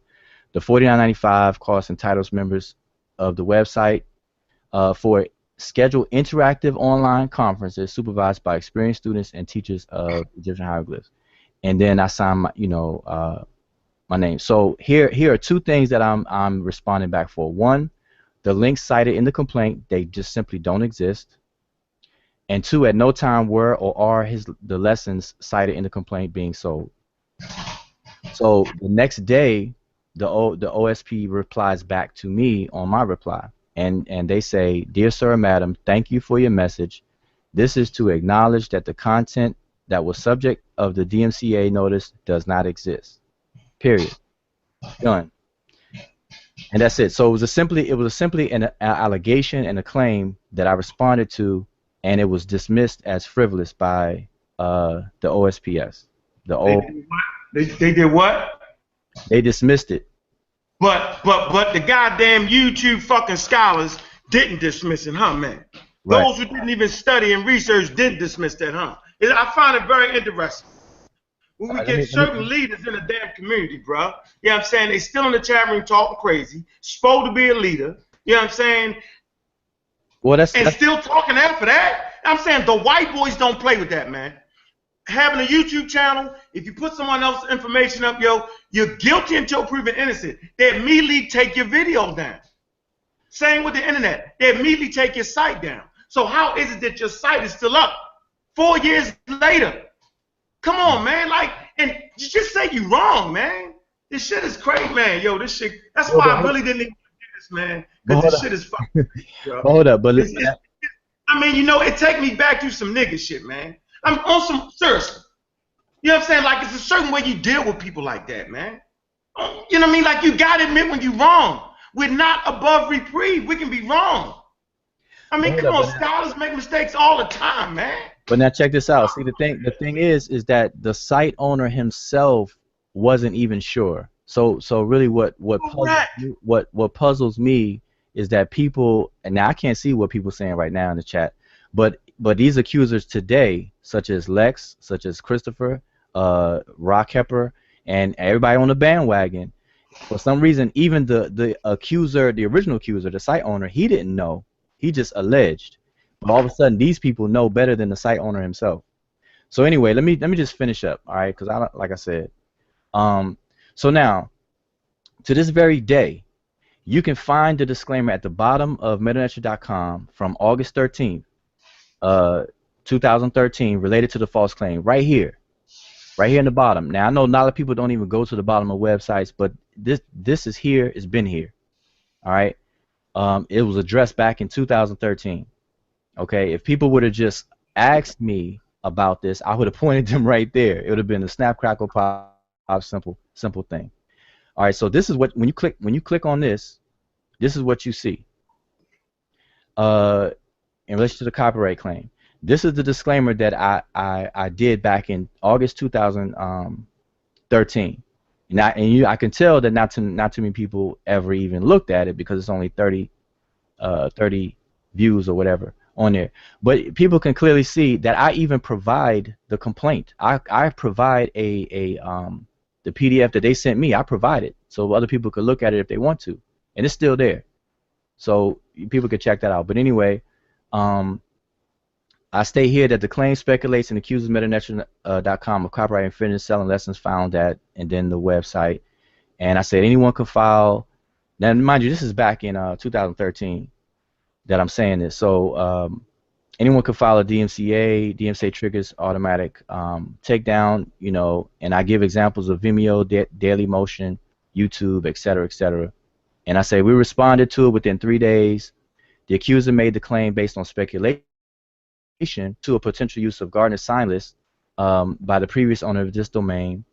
At no time did we nor previous owner of MedewNetcher.com domain sell lessons from the accuser's website. The DMCA claim was immediately dismissed with no further action taken. We acquired the domain name as means to facilitate an interactive study of the ancient Egyptian language, etc. So anyway, anybody can go there. So what's the conclusion? Conclusion number 2. MedewNetcher.com, MedewNetcher.com, typo there, was falsely accused of selling content and lessons belonging to another site owner. All right, that never happened. 2, the site owner's own admission states that he did not see the selling of his lessons, but believes it to be the case. 3, I received a DMCA claim from the OSP and immediately replied denying the false accusations. The OSP immediately replies with a confirmation and acknowledgement and dismisses the claim. No action was taken. All right, so that should be done. All right, so that's accusation number 2. All right, so now this is one that's people been, you know, making the latest fuss about. All right. So, Wudjau. Yeah. Wudjau. Yeah. Wudjau. Yeah. You hear me? I can hear you. Can you hear me? I'm getting my popcorn for this. I told him, I said, get your popcorn. Right? Yeah, you were breaking up, but I hear you.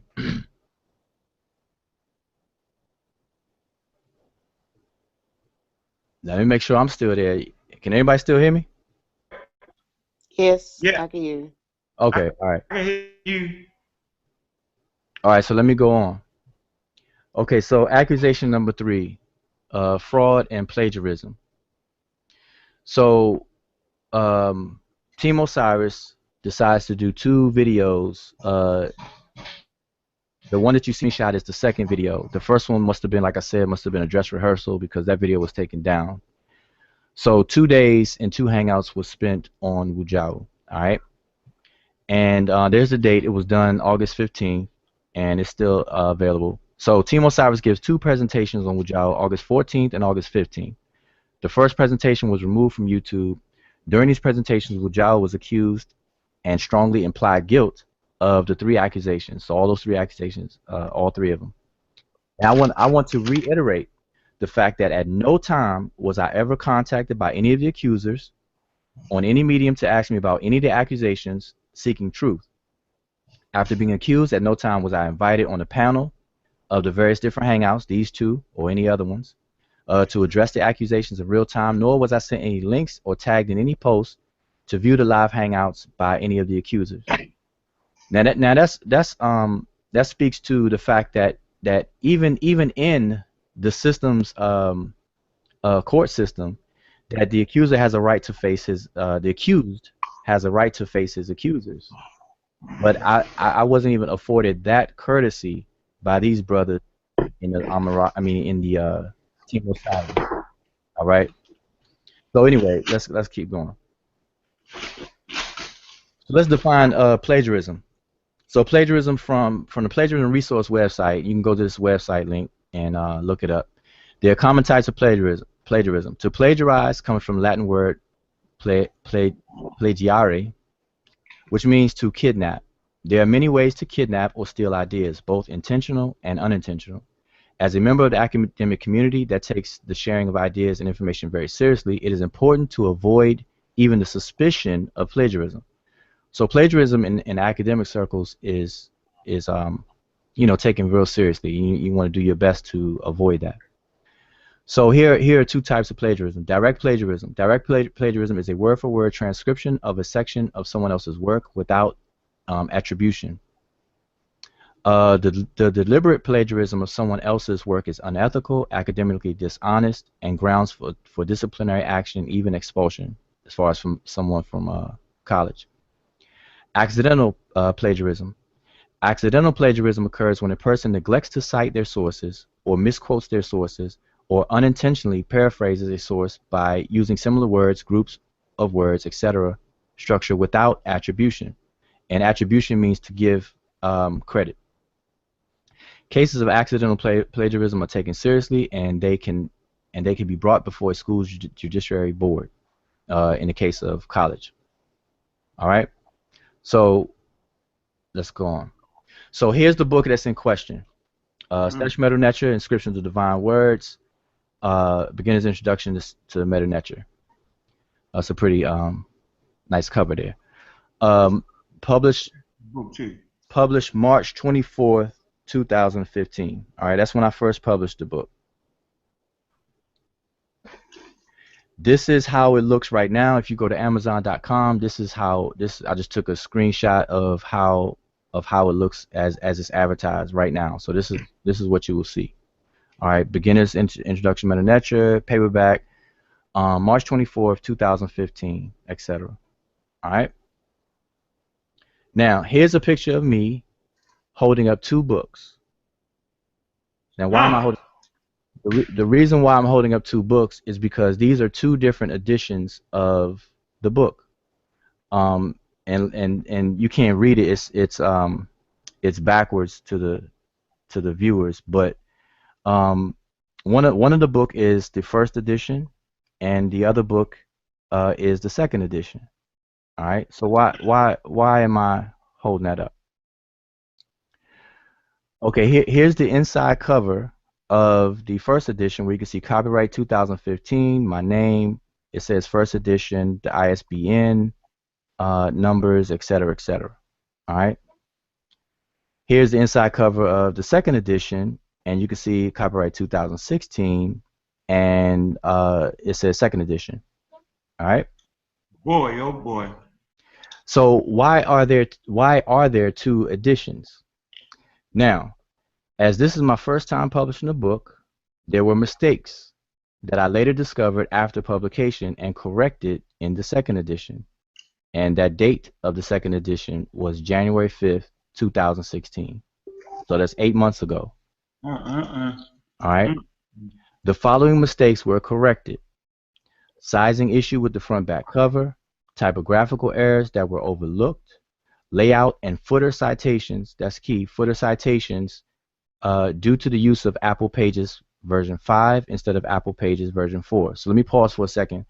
The software I used to book was Apple Pages version 5 point something, and you can go on Apple support pages, and you'll find that a lot of people complained about this version number 5 that came out after version 4, because what Apple did was they removed a lot of features that used to be in their software in version 4. They took them out, and the reason why they took them out is because Apple came up with this iBooks application. And they were pushing authors, book writers, to use that instead of Pages. Okay, so I was using Apple Pages, and because I used Apple Pages, there were some problems with that, and there was problems with layout and the footer citations. Okay, and I later found this out. Okay, I later found this out after troubleshooting. So the citations that are in question were already corrected in the second edition. When was the second edition? The second edition was January 5th. 2016. All right. Now, anybody who writes books, who actually puts in the work and actually has a book published, and I don't know if Smash is still on. Smash. Is he still on? Yeah, but I got his book right here. As a matter of fact, Smash also had to revise. If you look at this right here, in this book, Magi, Handbook to College Community, right here, it's a second edition. Hold on, let me get this straight. Right here. Copyright 2002, John Owen, second print. That's the second edition right there. Okay, so you got it back on me? Yeah, let me put it back on you right now. Hold on. All right, go ahead. Okay, so now so I'm using Apple Pages 5 that has those features not there anymore, and I had no idea when I first did it. So basically over a period of time from my first publication, um I discovered these different issues. Okay, so basically I'm just letting everyone um know about that. So the citations were that are in question by the accusers were already corrected in second edition. So when was that? That was in January. That was January of this year. So that's 8 months ago. All right. Now the reason why I'm saying this is because let me go back. Um, see, Man. I'm being accused of plagiarism. Now, if anybody is you know, a college student or a book writer or whatnot, you know, there are mistakes that you can make. You cannot cite something and everything, but you'll still be accused of plagiarism, rightfully so, because technically, plagiarism, it is what it is. If you fail to cite anything, then technically that is plagiarism. All right. But now the reason why I'm bringing this up is because I'm not just the accusers, Team Osiris, and everybody that jump on the bandwagon. I'm not just being accused of plagiarism. I'm being accused of being deceitful, dishonest, and a fraud. Okay, so this is why I'm going through all of this to make sure that this is pointed out. The fact that I saw these errors and it was corrected over 8 months ago. Now, mind you, had I been contacted, well, let me just I'll save that. Okay, so now here is a shot of the back end of Amazon. Okay, Mm. Mm. this is the back end of Amazon of how it looks in my account. You can see Hiccup right there. As you can see my cursor. You can see the title ID, the ISBN number, and it says that the book was uploaded January 5th, 2016. The pages, the size, and everything like that. All right. Mm. Now, now this picture here is me holding the second edition. All right, and this is page 184 of the second edition. Okay, and I want to read this because the thing is that I'm not going to go through all the different pages as far as for saving time, but I took a picture of this particular page and I'll just read it. This is page 184 of the book, second edition. It says, as mentioned previously, this chapter only covers the grammar basics and is not meant to be an exhaustive lesson. For a more exhaustive treatment of Rani-Kemet grammar, after being grounded in the basics, it is recommended that you then study Middle Egyptian and an Introduction to the Language and Culture of Hieroglyphs, 2010, by James P. Allen. I got a footnote there. And Middle Egyptian Grammar, 1997, by James E. Hotch. Now that footnote right here is down here, and I know it's not clear on the screen, so I took a closer picture of it so you can see. It says referenced throughout this book. Okay, so what I'm saying is that Middle Egyptian by James P. Allen is referenced throughout this book. All right. Now I point this out because if my intent was to be dishonest and to be fraudulent and lie and everything that I'm being accused of, I would be very silly and stupid to include this entire paragraph or whatever and the footnote. Okay, so now, what I'm going to do is I'm going to come out of this slide thing. So you could take me off the thing real quick, but I'm gonna log in live so everybody can see some of the pages of the second edition, because I wasn't going to sit here and take a whole bunch of pictures. So I could just show it, and then everybody can see. You gonna show them the pages in question? Yeah, whatever those are, y'all can call them off to me. It doesn't even matter. I can just show. Man, I got my popcorn out on watching this. I told them get their popcorn out. So I'm going to exit out of it, so you can take it off me real quick. I'm going to exit. Off that. Mm-hmm. I just want to take time real quick. Word from our sponsor, Track, man, educating the community, right, of Black African power all day, man. Hey, look for that trailer to come out Friday, the second edition, because we putting that work all around the world. Plain and simple. All right, so Tracks, right? The second edition will be out. The trailer will be out Friday. I'm gonna upload on the channel, man. Shout out to her, man, and all the people that's doing real work, man. Appreciate that, man. All right. Okay. We get you on that. Get my popcorn ready for this, man. Them pages in question. You sure you ain't write that book real fast like that, real quick? Wrote that book, huh? Hurry up, Team Osiris. They got you. Write the book real quick. Yeah. Funny. That would be fun. All right. So you can put it back. It ain't about that, man. It's just about, we always find moments in time when we need to teach, man. The young brothers got to learn sometime, and it's really all good, man. Hey, you can put it back on. I'm sharing. I'm just sharing. All right, right. Can you see my screen? Got you. Okay, so what I'm showing here is the front is the consumer side of Amazon.com. All right, so this is how the book shows up on Amazon.com right now. This is live, so this is what other people will see too. So you can see the book has the date of the original publishing date, and everything, the price and all that good stuff, and everything below it. Recommended, frequently bought together. Shout out definitely to Dr. Bakedi Amin. People, must be buying the 3 books together. All right, so now here is the back end of the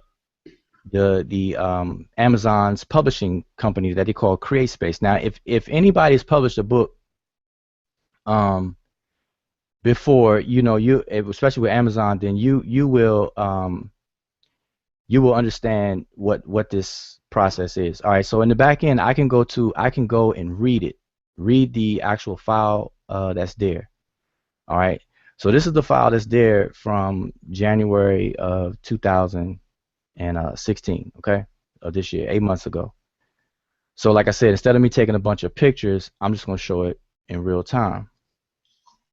Okay, so what you're looking at, can y'all see this? What copy is this? The first edition? No, this is the second edition. All right. This is what's on Amazon. Okay, so here's how it looks. What copy Christendom got? Well, obviously, the brother Christopher has the first edition. All right. When did he get it? He must have got it real early, back in April. Matter of fact, Christopher gave a very positive review of the book on Amazon. People could check that out too. What about Kung Fu? When did he get it? Yeah, Kung Fu has a copy of the book too. When did he get that? When did that? So he got the first edition? He has a first edition, exactly. Yeah. So okay, but let me finish. All right. So okay, so what you're looking at is the actual file from the back end. You can see the title and everything. So this is the cover, the back cover. Whoa, going too fast here. So here's the inside page again that you saw that I was on the page I was holding up, but now you should be able to see it clearer here. It says copyright 2016 Wudjau, my name, second edition. All right, dedication, everything. So now let's go to some of the pages. Now I showed that one page. Matter of fact, let me show that here to make it to be clear. Let me go right to it. Now here's the page that I was holding up. The page or the book open to this page right here. But now you'll be able to see it clear. It says, as mentioned previously, this chapter only covers grammar basics and is not meant to be an exhaustive lesson. For a more exhaustive treatment on writing Kemet grammar, after being grounded in the basics, it is recommended that you then study Middle Egyptian and Introduction to the Language and Culture of Hieroglyphs, 2010. Now, by the way, James P. Allen has since then wrote, he has a later edition. Oh, everybody redo their editions, huh? Mm-hmm. He has a later edition now, but at the time, this is what I had recommended. And I got the footnote here, and then the other grammar, which is by someone else named James as well, but James Hodge. These are the two grammars that a lot of people use in the universities. All right, so I recommended them as well. So as you see, there's a footnote down here. It says reference throughout this book. All right, but let's go to some of those pages that was shown in the Hangout. Now, mind you, I didn't watch the Hangout, so you all are going to have to call off. Well, let me go back to the beginning, not the very beginning, but let me. All right, so let me go. I'm gonna walk through a couple of pages first, okay? Just to show some footnoting and some citations here. Now this, I believe this was in the first edition, so it's nothing different here. But I want to point out that the first time that I do cite a source, I cite it in full. You know, I put the author, the title of the book, the year, and the page numbers, etc. All right. Let's see. Let me keep going and get to some footnotes. Okay, so this is the first time that I cite James P. Allen. Okay, so as you notice, I cite him in full. I have the name, the author's name, the name of the book, the publishing company, the year, and the page number that I'm actually citing for this particular citation. All right, so this is the first time that I mentioned James P. Allen. Over here, I have Sir Alan Gardner's book twice. And by the way, the word ibid is basically used when you citing the same source, and you don't have to type it all out. You could just put ibid and then put the relevant page number. All right, for those who may not be familiar with that. All right, so and here I cite for the first time James E. Hodge, same thing in full. So I cite him all the way out in full, and so on. Naya, where the page is at? Do you know? Well, I'm gonna get to him. Okay, you know what it is. All right. So here I cite Ankh Mira, I cite John Claude Mboli for the first time, etc.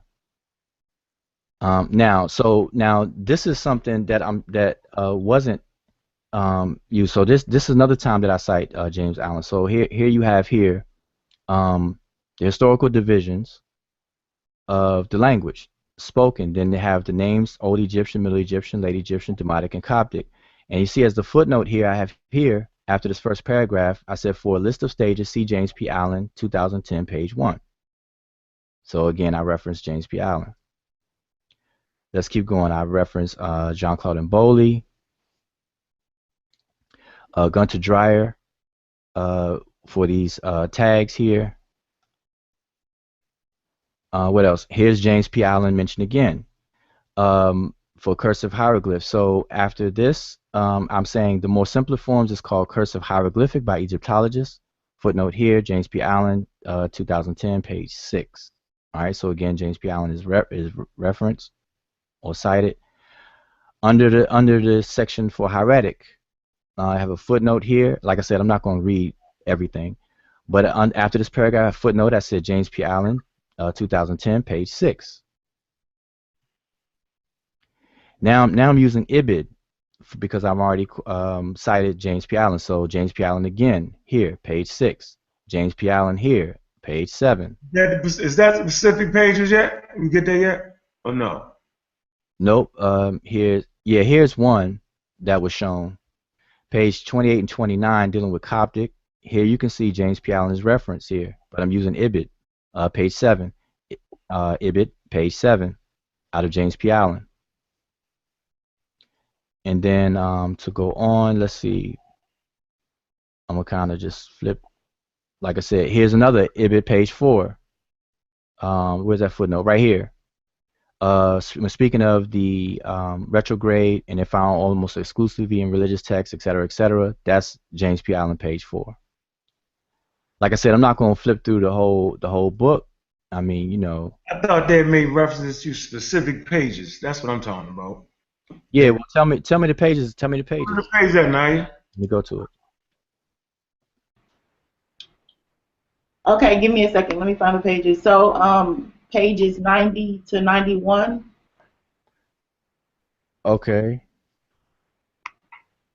90, 91. All right, so I gotta go. The page numbers. 90 to 91. Let's see. Okay, 97. Let me go back.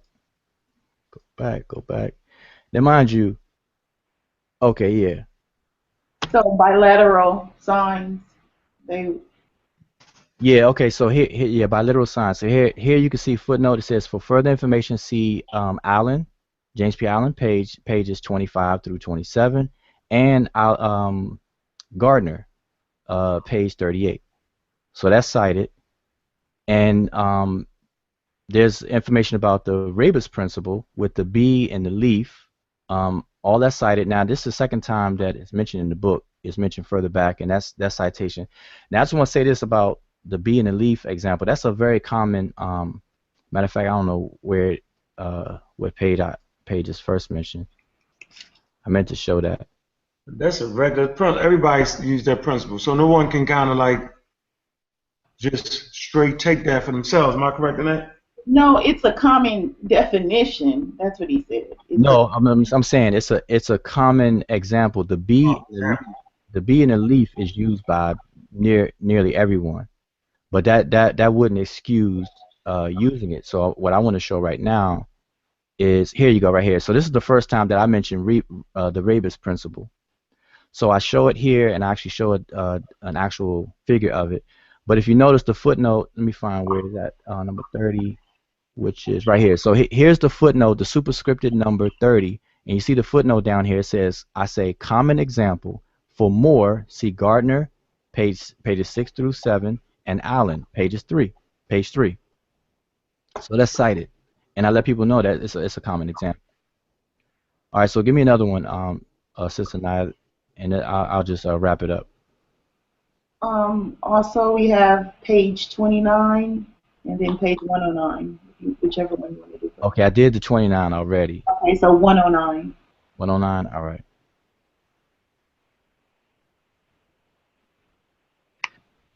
Okay, so I didn't. It's on 106 right now, but you can see Gardner. Allen is cited here. I just happened to stop here. Here's a superscript 36. This is the footnote for it. For more on phonetic complements, see Allen 2010. And you even got the page number. And the page number is page 28. Mm-hmm. And here's triliteral signs. James P. Allen, 2010, page 29 is cited here. And then I have another footnote below that. And what else? What else you got? You know any other one? No, that was the gist of the claims. Those pages you addressed. Okay. Well, like I said, I'm not going to flip through the whole entire book. The entire point that I wanna make, and let me come out of this. I can come back out of it. Exit. Okay, so the point that I want to make.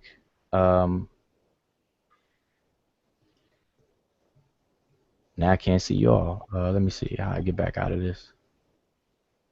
Okay, I'll leave it up. But the point that I want to make is that I'm being accused of plagiarism. Matter of fact, no. Let me go back to the slide. Let me go back to the slide.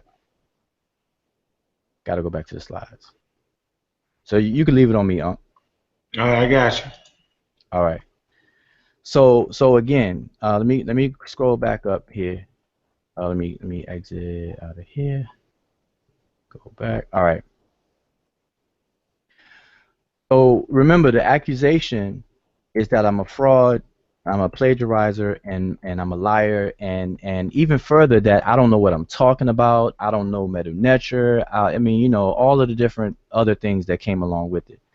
And again, I want to reiterate again that I was never contacted by any of these brothers, any of the accusers whatsoever.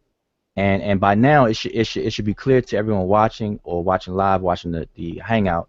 Had I been contacted, all this stuff could have been shown full stop. And that's what real family does. That's what real brothers and mature people with good character do. They will contact you and at least ask you questions, at least afford you that respect and that much dignity to answer or address it. But that wasn't afforded to me whatsoever. All right. But anyway, so my point is that we have two definitions of plagiarism. One is being dishonest or deliberate plagiarism, stealing somebody's work, passing off as yourself, and so on and so forth. And then we have accidental plagiarism. Now, what I'm saying here is that when I first published the book, there were citations missing. And through the course of me actually giving class, now how I discovered these errors is through me having classes, because what I found out is that by me telling the people that's in my class, I'm telling them, turn to page such and such, turn to page such and such, and things are not matching up. So it caused me to look in the book and compare to the raw book versus the version that they have in their hands, and I found out that there were some things missing that way. So anyway, so here's the conclusion on accusation number 3. I am not set out to deceive, mislead, or misrepresent myself or anyone. And me being a graphics designer, I pay more attention to the aesthetics and the layout of the book instead of the details. So this is how I missed it the first time around, because I was excited, to print my first book. I had problems with the cover at first, so I spent a lot of time with the cover. I spent a lot of time with the sign list that's in the book. I spent a tremendous amount of time with their sign list and everything. So when you publish a book with any printer, what they do is that they send you a proof. They send you a proof that you can look over and check before you give them the green light. Say, hey, this is it. And so Amazon sent me my proof, and I looked through it, and I pay more attention, like I said, to the aesthetics of everything, the sign list, the cover, and all of that stuff. And I didn't read it meticulously. And mind you, I had no help with this book whatsoever. I didn't have any professional help, no editors or anything like that. Third, through the course of conducting live interactive classes, I discovered the omissions and I took corrective action. So I published a second edition in January of 2016. So this speaks to me finding out there was errors and then immediately taking corrective action. So that doesn't sound like someone who's out to deceive anyone. All right. And lastly, I want to say this. This is for the listeners or anybody who has ever bought my book and you had the first edition. I'll be more than happy to send any of you all, owners of the first edition, copies of the relevant pages out of the second edition. All right. So that's what I'll do for anybody who has the book. All right. And then people who buy the book now, you will obviously have the second edition in your hand anyway. All right. So I just want to offer that to those who have already purchased the book and would like to see or have those any of those pages that are in question. Mm-hmm. All right. So again, I want to reiterate that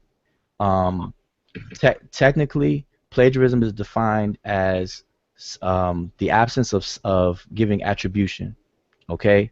And in my first publication, there was absence of attribution. So technically, that would be considered plagiarism, but not the plagiarism of ill intent or deceitfulness or anything like that. Why?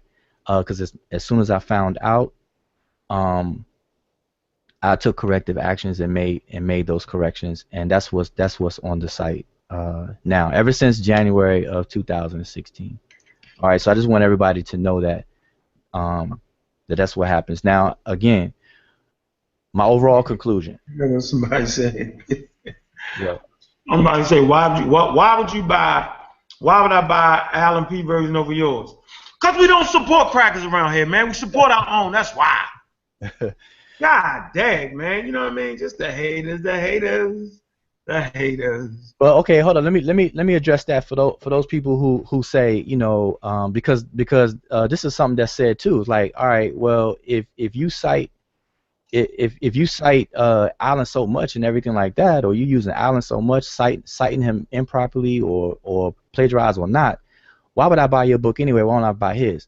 And the answer is simple. James P. Allen's book is a grammar book, so it's very intimidating for the beginner.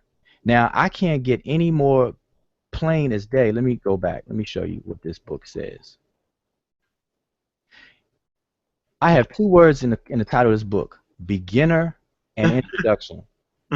Okay, so the reason why I wrote the book is as a complement, as a complementary text in conducting classes. What I do is I conduct live interactive classes and I teach the language live. Before I started teaching online, I was teaching face to face. I've been teaching for about 5 years now. Okay, I've been teaching face to face before I wrote the book. Before I did the online thing, I was teaching face to face.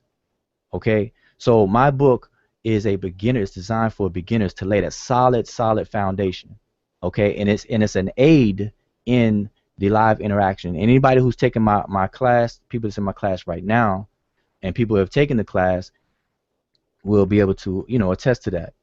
I make sure. As a matter of fact, I guarantee that by the time you finish the class with me, you will definitely be able to transliterate and translate some basic text from the museums and things like if you go to a trip on Egypt and things like that. Matter of fact, the brother Antoine Germain of the Seshew and the brother Benjamin and a crew of other brothers and sisters went over there recently with Ashwa Kwesi. And it's because of the class that the brother Antoine was able to read the glyphs while he was even there, and the brother Ben. Okay? Seen it with my own eyes. Okay, so for those who would, I encourage people. See, I encourage people, and people will attest to this in my class. I tell people to buy everything. I tell people to buy James P. Allen's work, buy the German work, buy the French work. I own these grammars. I own French grammars, Danish grammars, Russian grammars, and the English ones, of course. As far as dictionaries, I got French dictionaries, German dictionaries, Old English dictionaries, and English dictionaries in terms of the ancient Egyptian language, Also, and I wanted to say too, Wudjau, is that I also encourage people. Was somebody cut off? Yeah, can't hear you. Can't hear you, Nadia. Okay, I'm sorry. Yeah, I just wanted to encourage people to go to the claims and listen to the claims and read the definitions and understand that the stuff that is being cited are common terms, such as adjectives and bilaterals and trilaterals and rubits. These are common terms. So when you're using common terms, you're going to get them from somewhere else. I think that the brother did an excellent job in the second edition. But I just want to encourage the people in the chat room to really research before they talk, because you're sounding kind of crazy right now because you don't even know what you're talking about. These are common terms. Yeah, and the thing is, want to talk about that a little bit, Wudjau? Yeah. Now, mind you, like I said, I own probably all the grammars that's been published. Ankh-Me Ra is basically the first African American to publish a grammar on Middle Egyptian. His book is out of print. And just to let people know that I'm working on the second book, which will be a grammar. So for those people who say, why would I buy your book, Wudjau, and not buy James P. Allen? The book that my book in particular is not intimidating. It doesn't touch on it doesn't go into any extensive grammar at all. It's made to lay a very, very solid foundation and to be able to show and explain the mechanics of the language, how the language works, okay? And I go through an entire course on that. And then a later course for those who are well grounded, then we discuss grammar, and I'm working on a grammar book that I'm going to dedicate in the memory of the late Ankh-Me Ra, who wrote the grammar book, the first African American basically to write an Egyptian grammar book. But in all these different grammar books, all these introductory books, you can go to Barnes and Nobles, go to whatever bookstore, and pick up all these different books about the language. You'll see that everybody uses the same examples. Everybody even uses the same quotes, even when they want to give an example of, let's say, a difference between the different kinds of adjectives. Whether you have an attributive adjective or a predicative adjective, they will cite different text, Egyptian text, and most scholars will use the same citations, the same exact citations, and so on and so forth. So a lot of these things are common, and the definition of adjective is definitely common. Definition of noun, pronoun, these things are very common. But that still wouldn't excuse someone if you're quoting from a previous author, then you should attribute them. And that's exactly what I did. Now, like I said, in the first edition, there were footnotes that were missing. I explained that. But when I found out and I saw all of that, I those things were corrected, and that's why I said that I'll be more than happy to provide people who have the first edition with those pages, those relevant pages, So I just want to conclude with this, because like I said, I don't really have time for people who hate just for the sake of hating, because to me that's just simply bad character, and I'm not about that. I'm about the upliftment and to help my brothers and sisters. We all got work to do. I'm not perfect. I'm not trying to sit here and say that I'm perfect. I'm definitely a work in progress, but I pride myself on integrity, honesty, and definitely good character.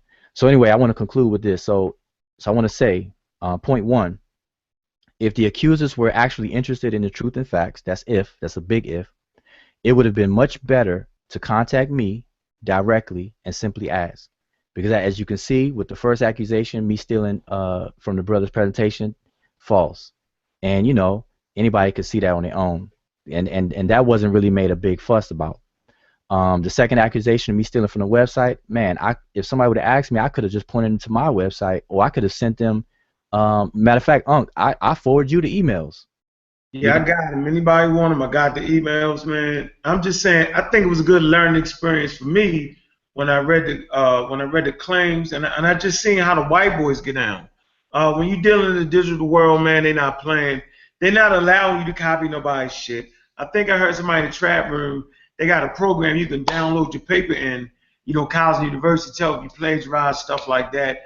I mean, at the end of the day, man, it's just the reason why we don't get along with certain groups. Not because no one dislikes people personally, right? But it's just the bad damn scholarship over and over again, man. We know, I'm saying, on certain teams, right? We know over there, those who made that claim.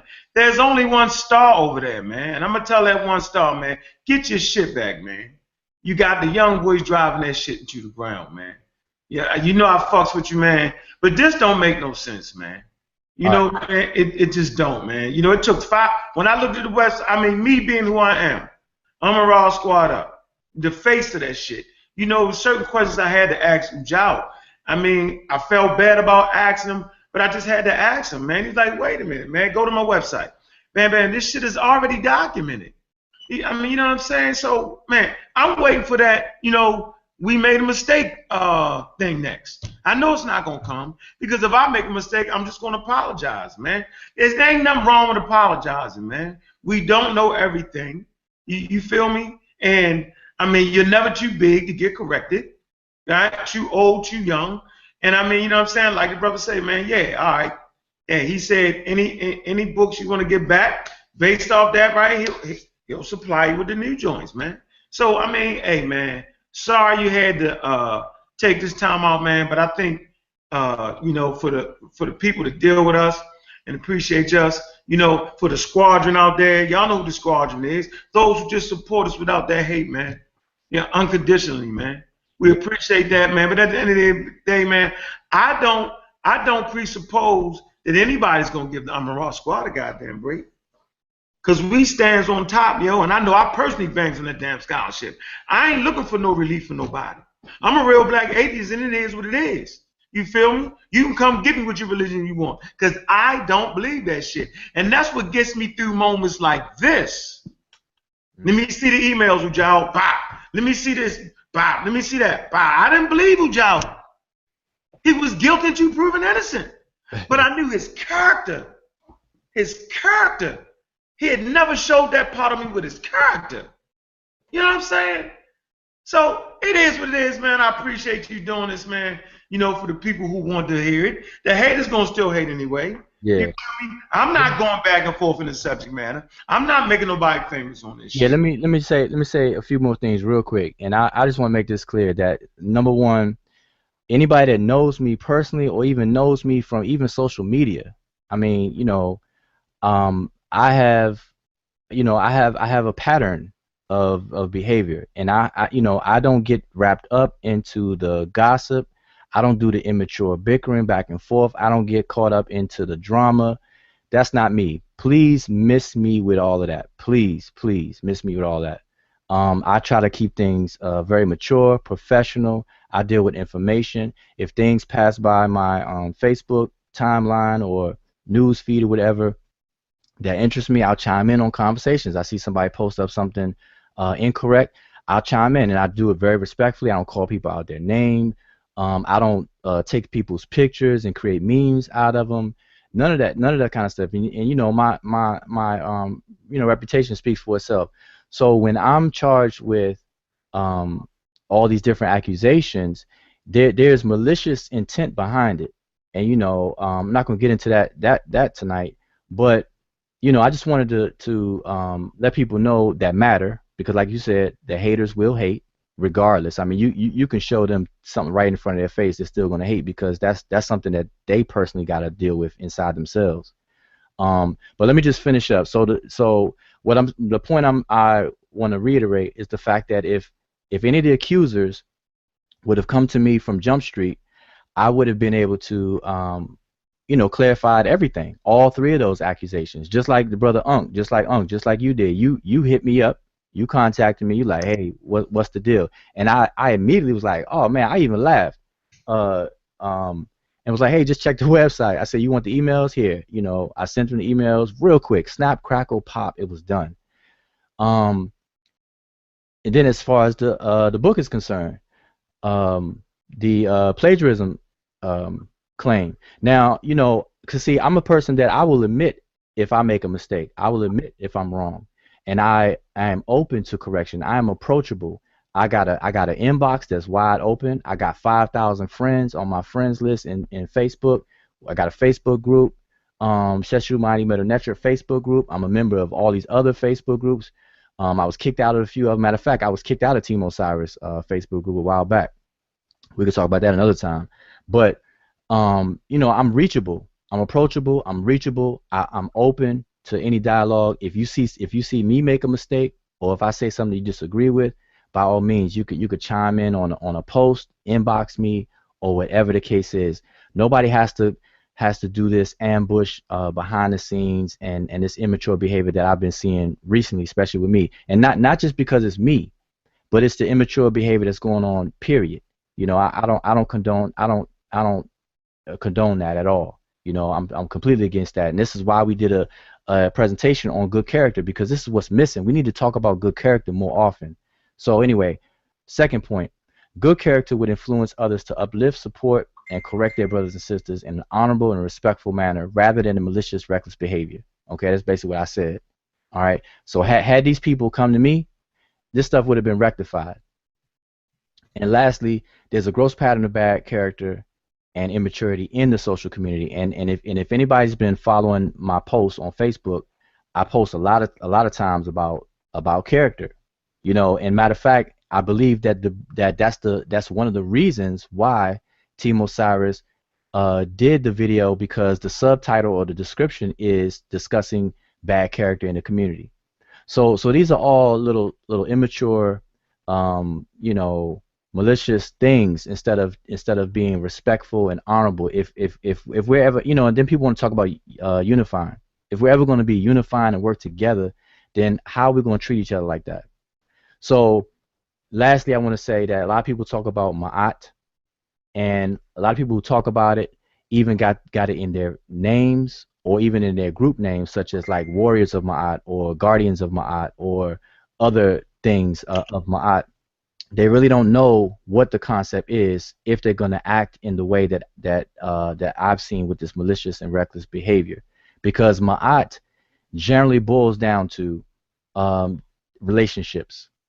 You know, Ma'at deals with relationships, how things interrelate, interconnect with one another. So how are we going to interrelate and connect and deal with one another if we can't be respectful? There's a lot of disrespect going on in the community.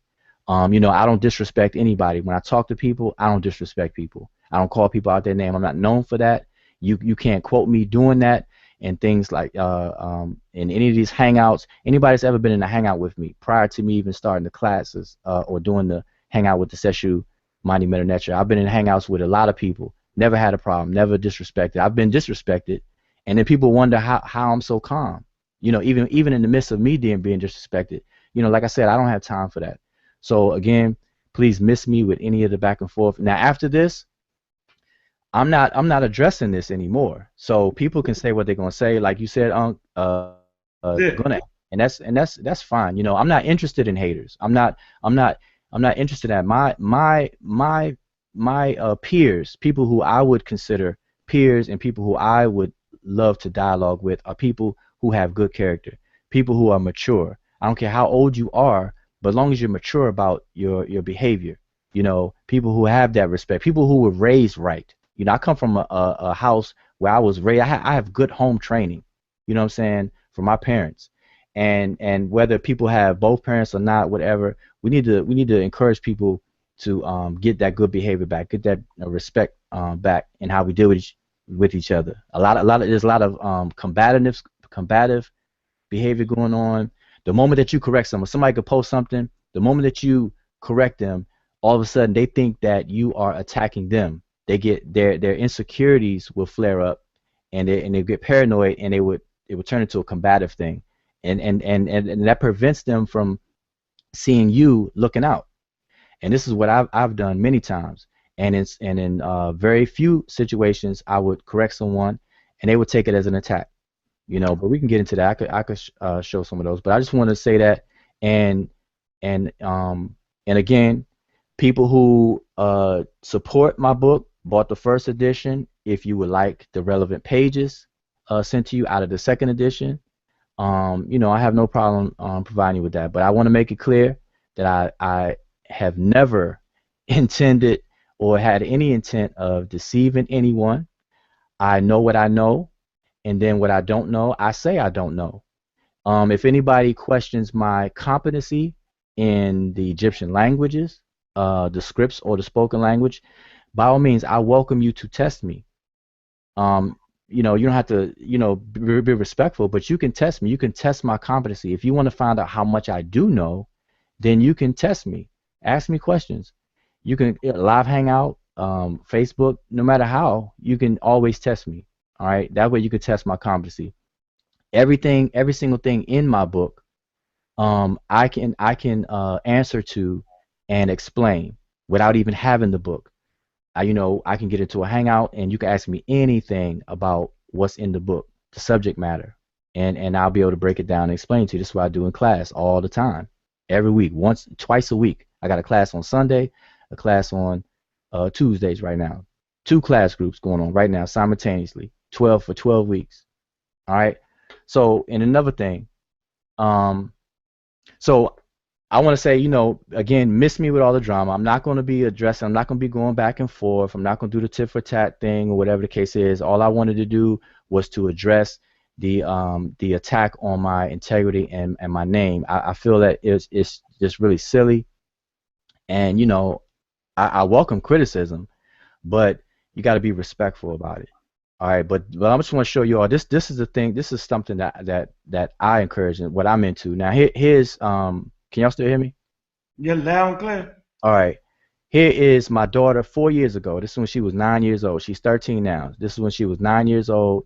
This is a video that's been posted around, and a lot of people may not even know that this is my daughter. But this is my oldest daughter counting 1 through 10 in Egyptian language. All right, so y'all just check this out real quick. Hotep, everybody. In Medew Netcher, that means greetings or come in peace or satisfaction.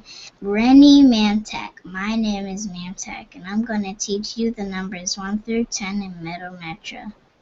Wasanu, Kompt, Fidu, Diu, Sisu, Safek, Kemnu, Paseju, Medew. Now I'm going to say that one more time to just slow it down a little bit. Wasanu, Kompt, Fidu, Diu, Sisu, Safek, Kemnu, Paseju, Medew. And I'm going to say it one more time to just show it off a little bit. Wasanu Confidu Diu Sisu Safed Kemnu Paseju Medew. Shalom Hotep, everybody. In Medew Netcher, that means come out in peace or bring out in peace and satisfaction. And Shalom Hotep, everybody. All right, so that's my daughter. That was 4 years ago. And this is her 3 years ago. Now right here she's breaking down how to do plurals in Rodney Kemet. All right, just real quick. How do you show plural in Medew Netcher? You show plural in Medew Netcher by adding W to the nouns. For masculine, you add the W to the end of the noun. For feminine, you add the W before the T ending. For example, let's take the Medew Netcher noun sen, which means sibling. The masculine form of sen is also sen, which means brother. The feminine form of sen is senet, which means sister. To make sen plural, we add W to the end, which is senu, which means brothers. To make senet plural, we add W before the T ending, which is senus, which means sisters. And that's how you make plural nouns in Medew Netcher. Shem Hotep.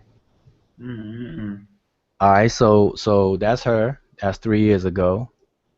And so I just want to end by, people who are interested in the language, serious people who are interested in the language or the culture of Kemet, I still have classes going on, live interactive classes. The book is still available, second edition. So if you order it, none of this stuff will, even matter. And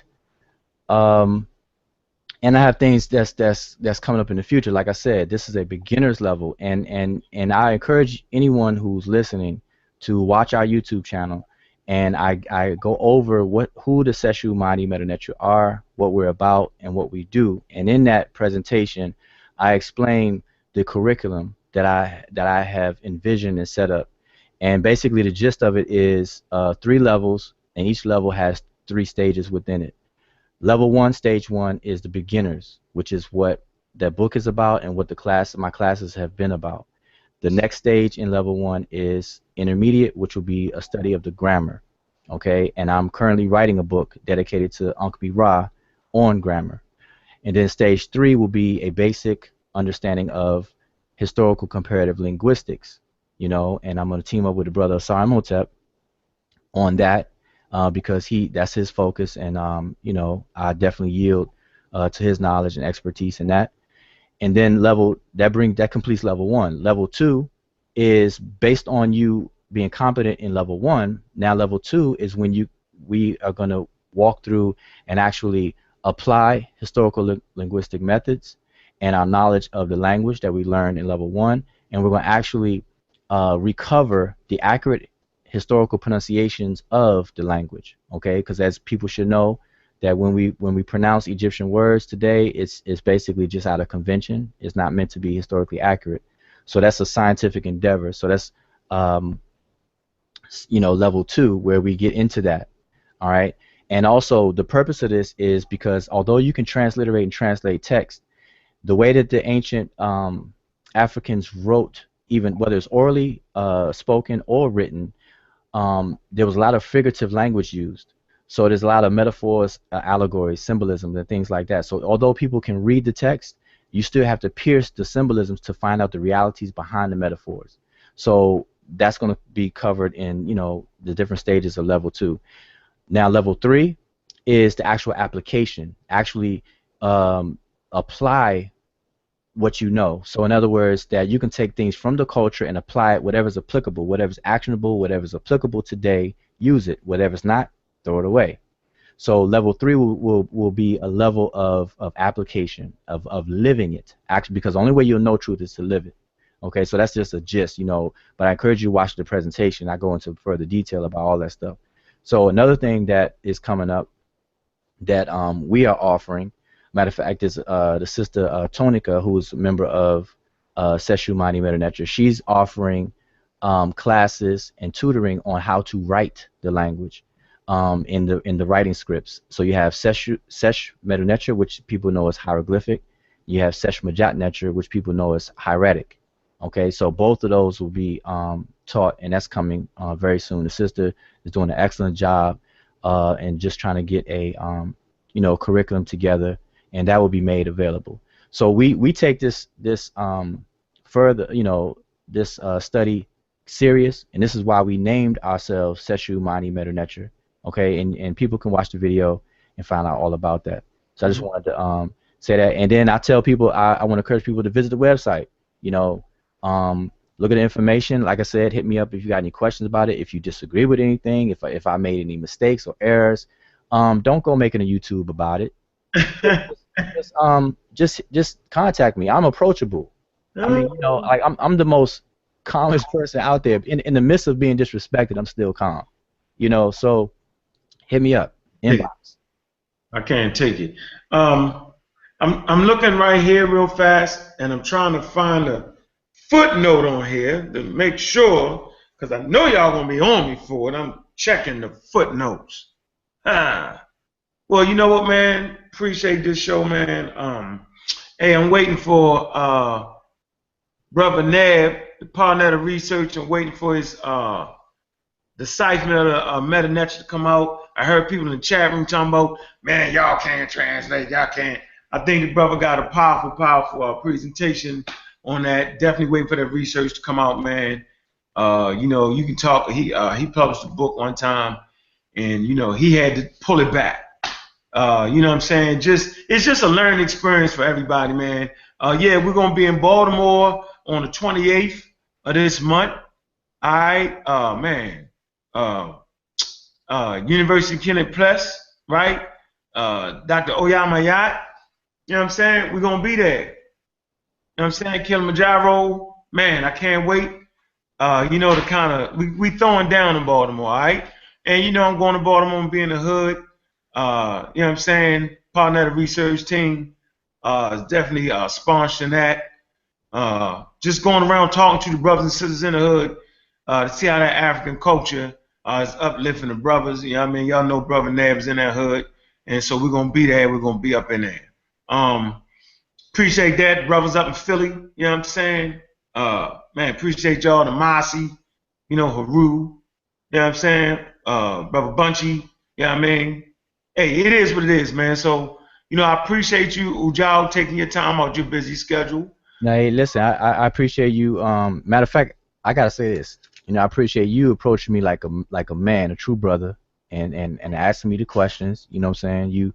You put me in the hot seat. You know what I'm saying, on the phone, and I welcome that. You know what I'm saying? But you did it like a true man with respect, and that's how people need to do it. You know what I'm saying? And I encourage everybody else to treat each other the same way. So we got to turn this thing around, in the community. So I want to thank you for the opportunity to clear my name. And I'm gonna say this one. I'm gonna say this again to make it clear, because I know it's late. It's like 3:30 in the morning, and we've been on for a long time.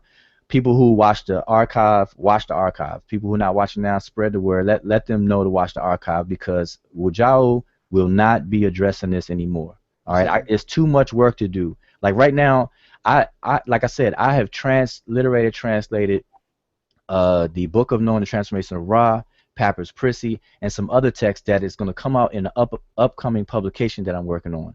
I'm working with scholars such as Dr. Riketi Amen, right. Dr. Theophilo Benga, Jean-Claude Mboli, and a colleague, my colleague Asara Motep and Sanjeti. Also, Dr. Obadele Kambone out of Ghana right now. Who else? We got Dr.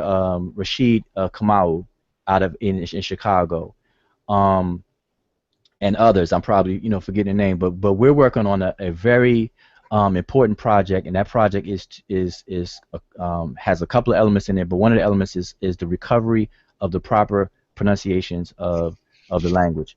So I'm actively involved with that, and that is the crowd that I'm used to. Professionalism. So I don't have time for the little immaturity and the back and forth thing. So I'm gonna say it again. I'm not addressing this anymore. I took time out because people are maliciously trying to attack when it shouldn't have been. It shouldn't be. You know what I'm saying? So please miss me with that. I don't care what people say at this point. And I definitely appreciate the love and the inboxes that I did get. You know, people either warning me that was happening because you know they were wondering how come you're not posting everything, and you know, that's not me. That's not what I do. So, you know, I appreciate that, and I'm gonna say peace to everybody. Yeah, hey man, don't forget, man, we're gonna be in South Carolina, man. Yeah, that's right. When, So, yep, check me and the brother Unk out. We're gonna be in South Carolina. What'd you say? September? yeah, I think it's September 18th. Me, you, and the Hesse, man. Right. The Hesse from the Mossy Warrior Clan. So we're gonna be in South Carolina. I'm gonna do a brief presentation on the language and how the language works. You know what I'm saying? And now, Unk, you say you know you're gonna go into definitely science and technology, African science and technology. So I'm gonna be there to give a short presentation on the mechanics of the language, how does it work, and the importance of learning it. Like what's the big deal about it? You know, so you know check me out there. Man, the Sankofa family, man, is a beautiful family, man, to bring this in, man. I gotta always remember to shout them out, man. This is the second time they brought me down there, man. You know, now they bringing the team down there, man. Sankofa, I appreciate y'all. Man, that's very, very important, man. I'm gonna be doing a video for the event. Um, man, we got this work, man. You got a long list of heavyweights you working with. Um, it's important, man, that we keep doing the work. And like I'm saying, no one is above reprieve. The community spoke. They wanted to critique your book. They did that. And you know what? It's all good, man. You know what I'm saying? And I'm just going to say this, man. I appreciate Brother Ngozi, choosing his words wisely and not jumping out there like some people did without a goddamn bungee cord, man. I'm a raw squad up. You know what I'm saying? And all the family, all right, and Black African Power, y'all.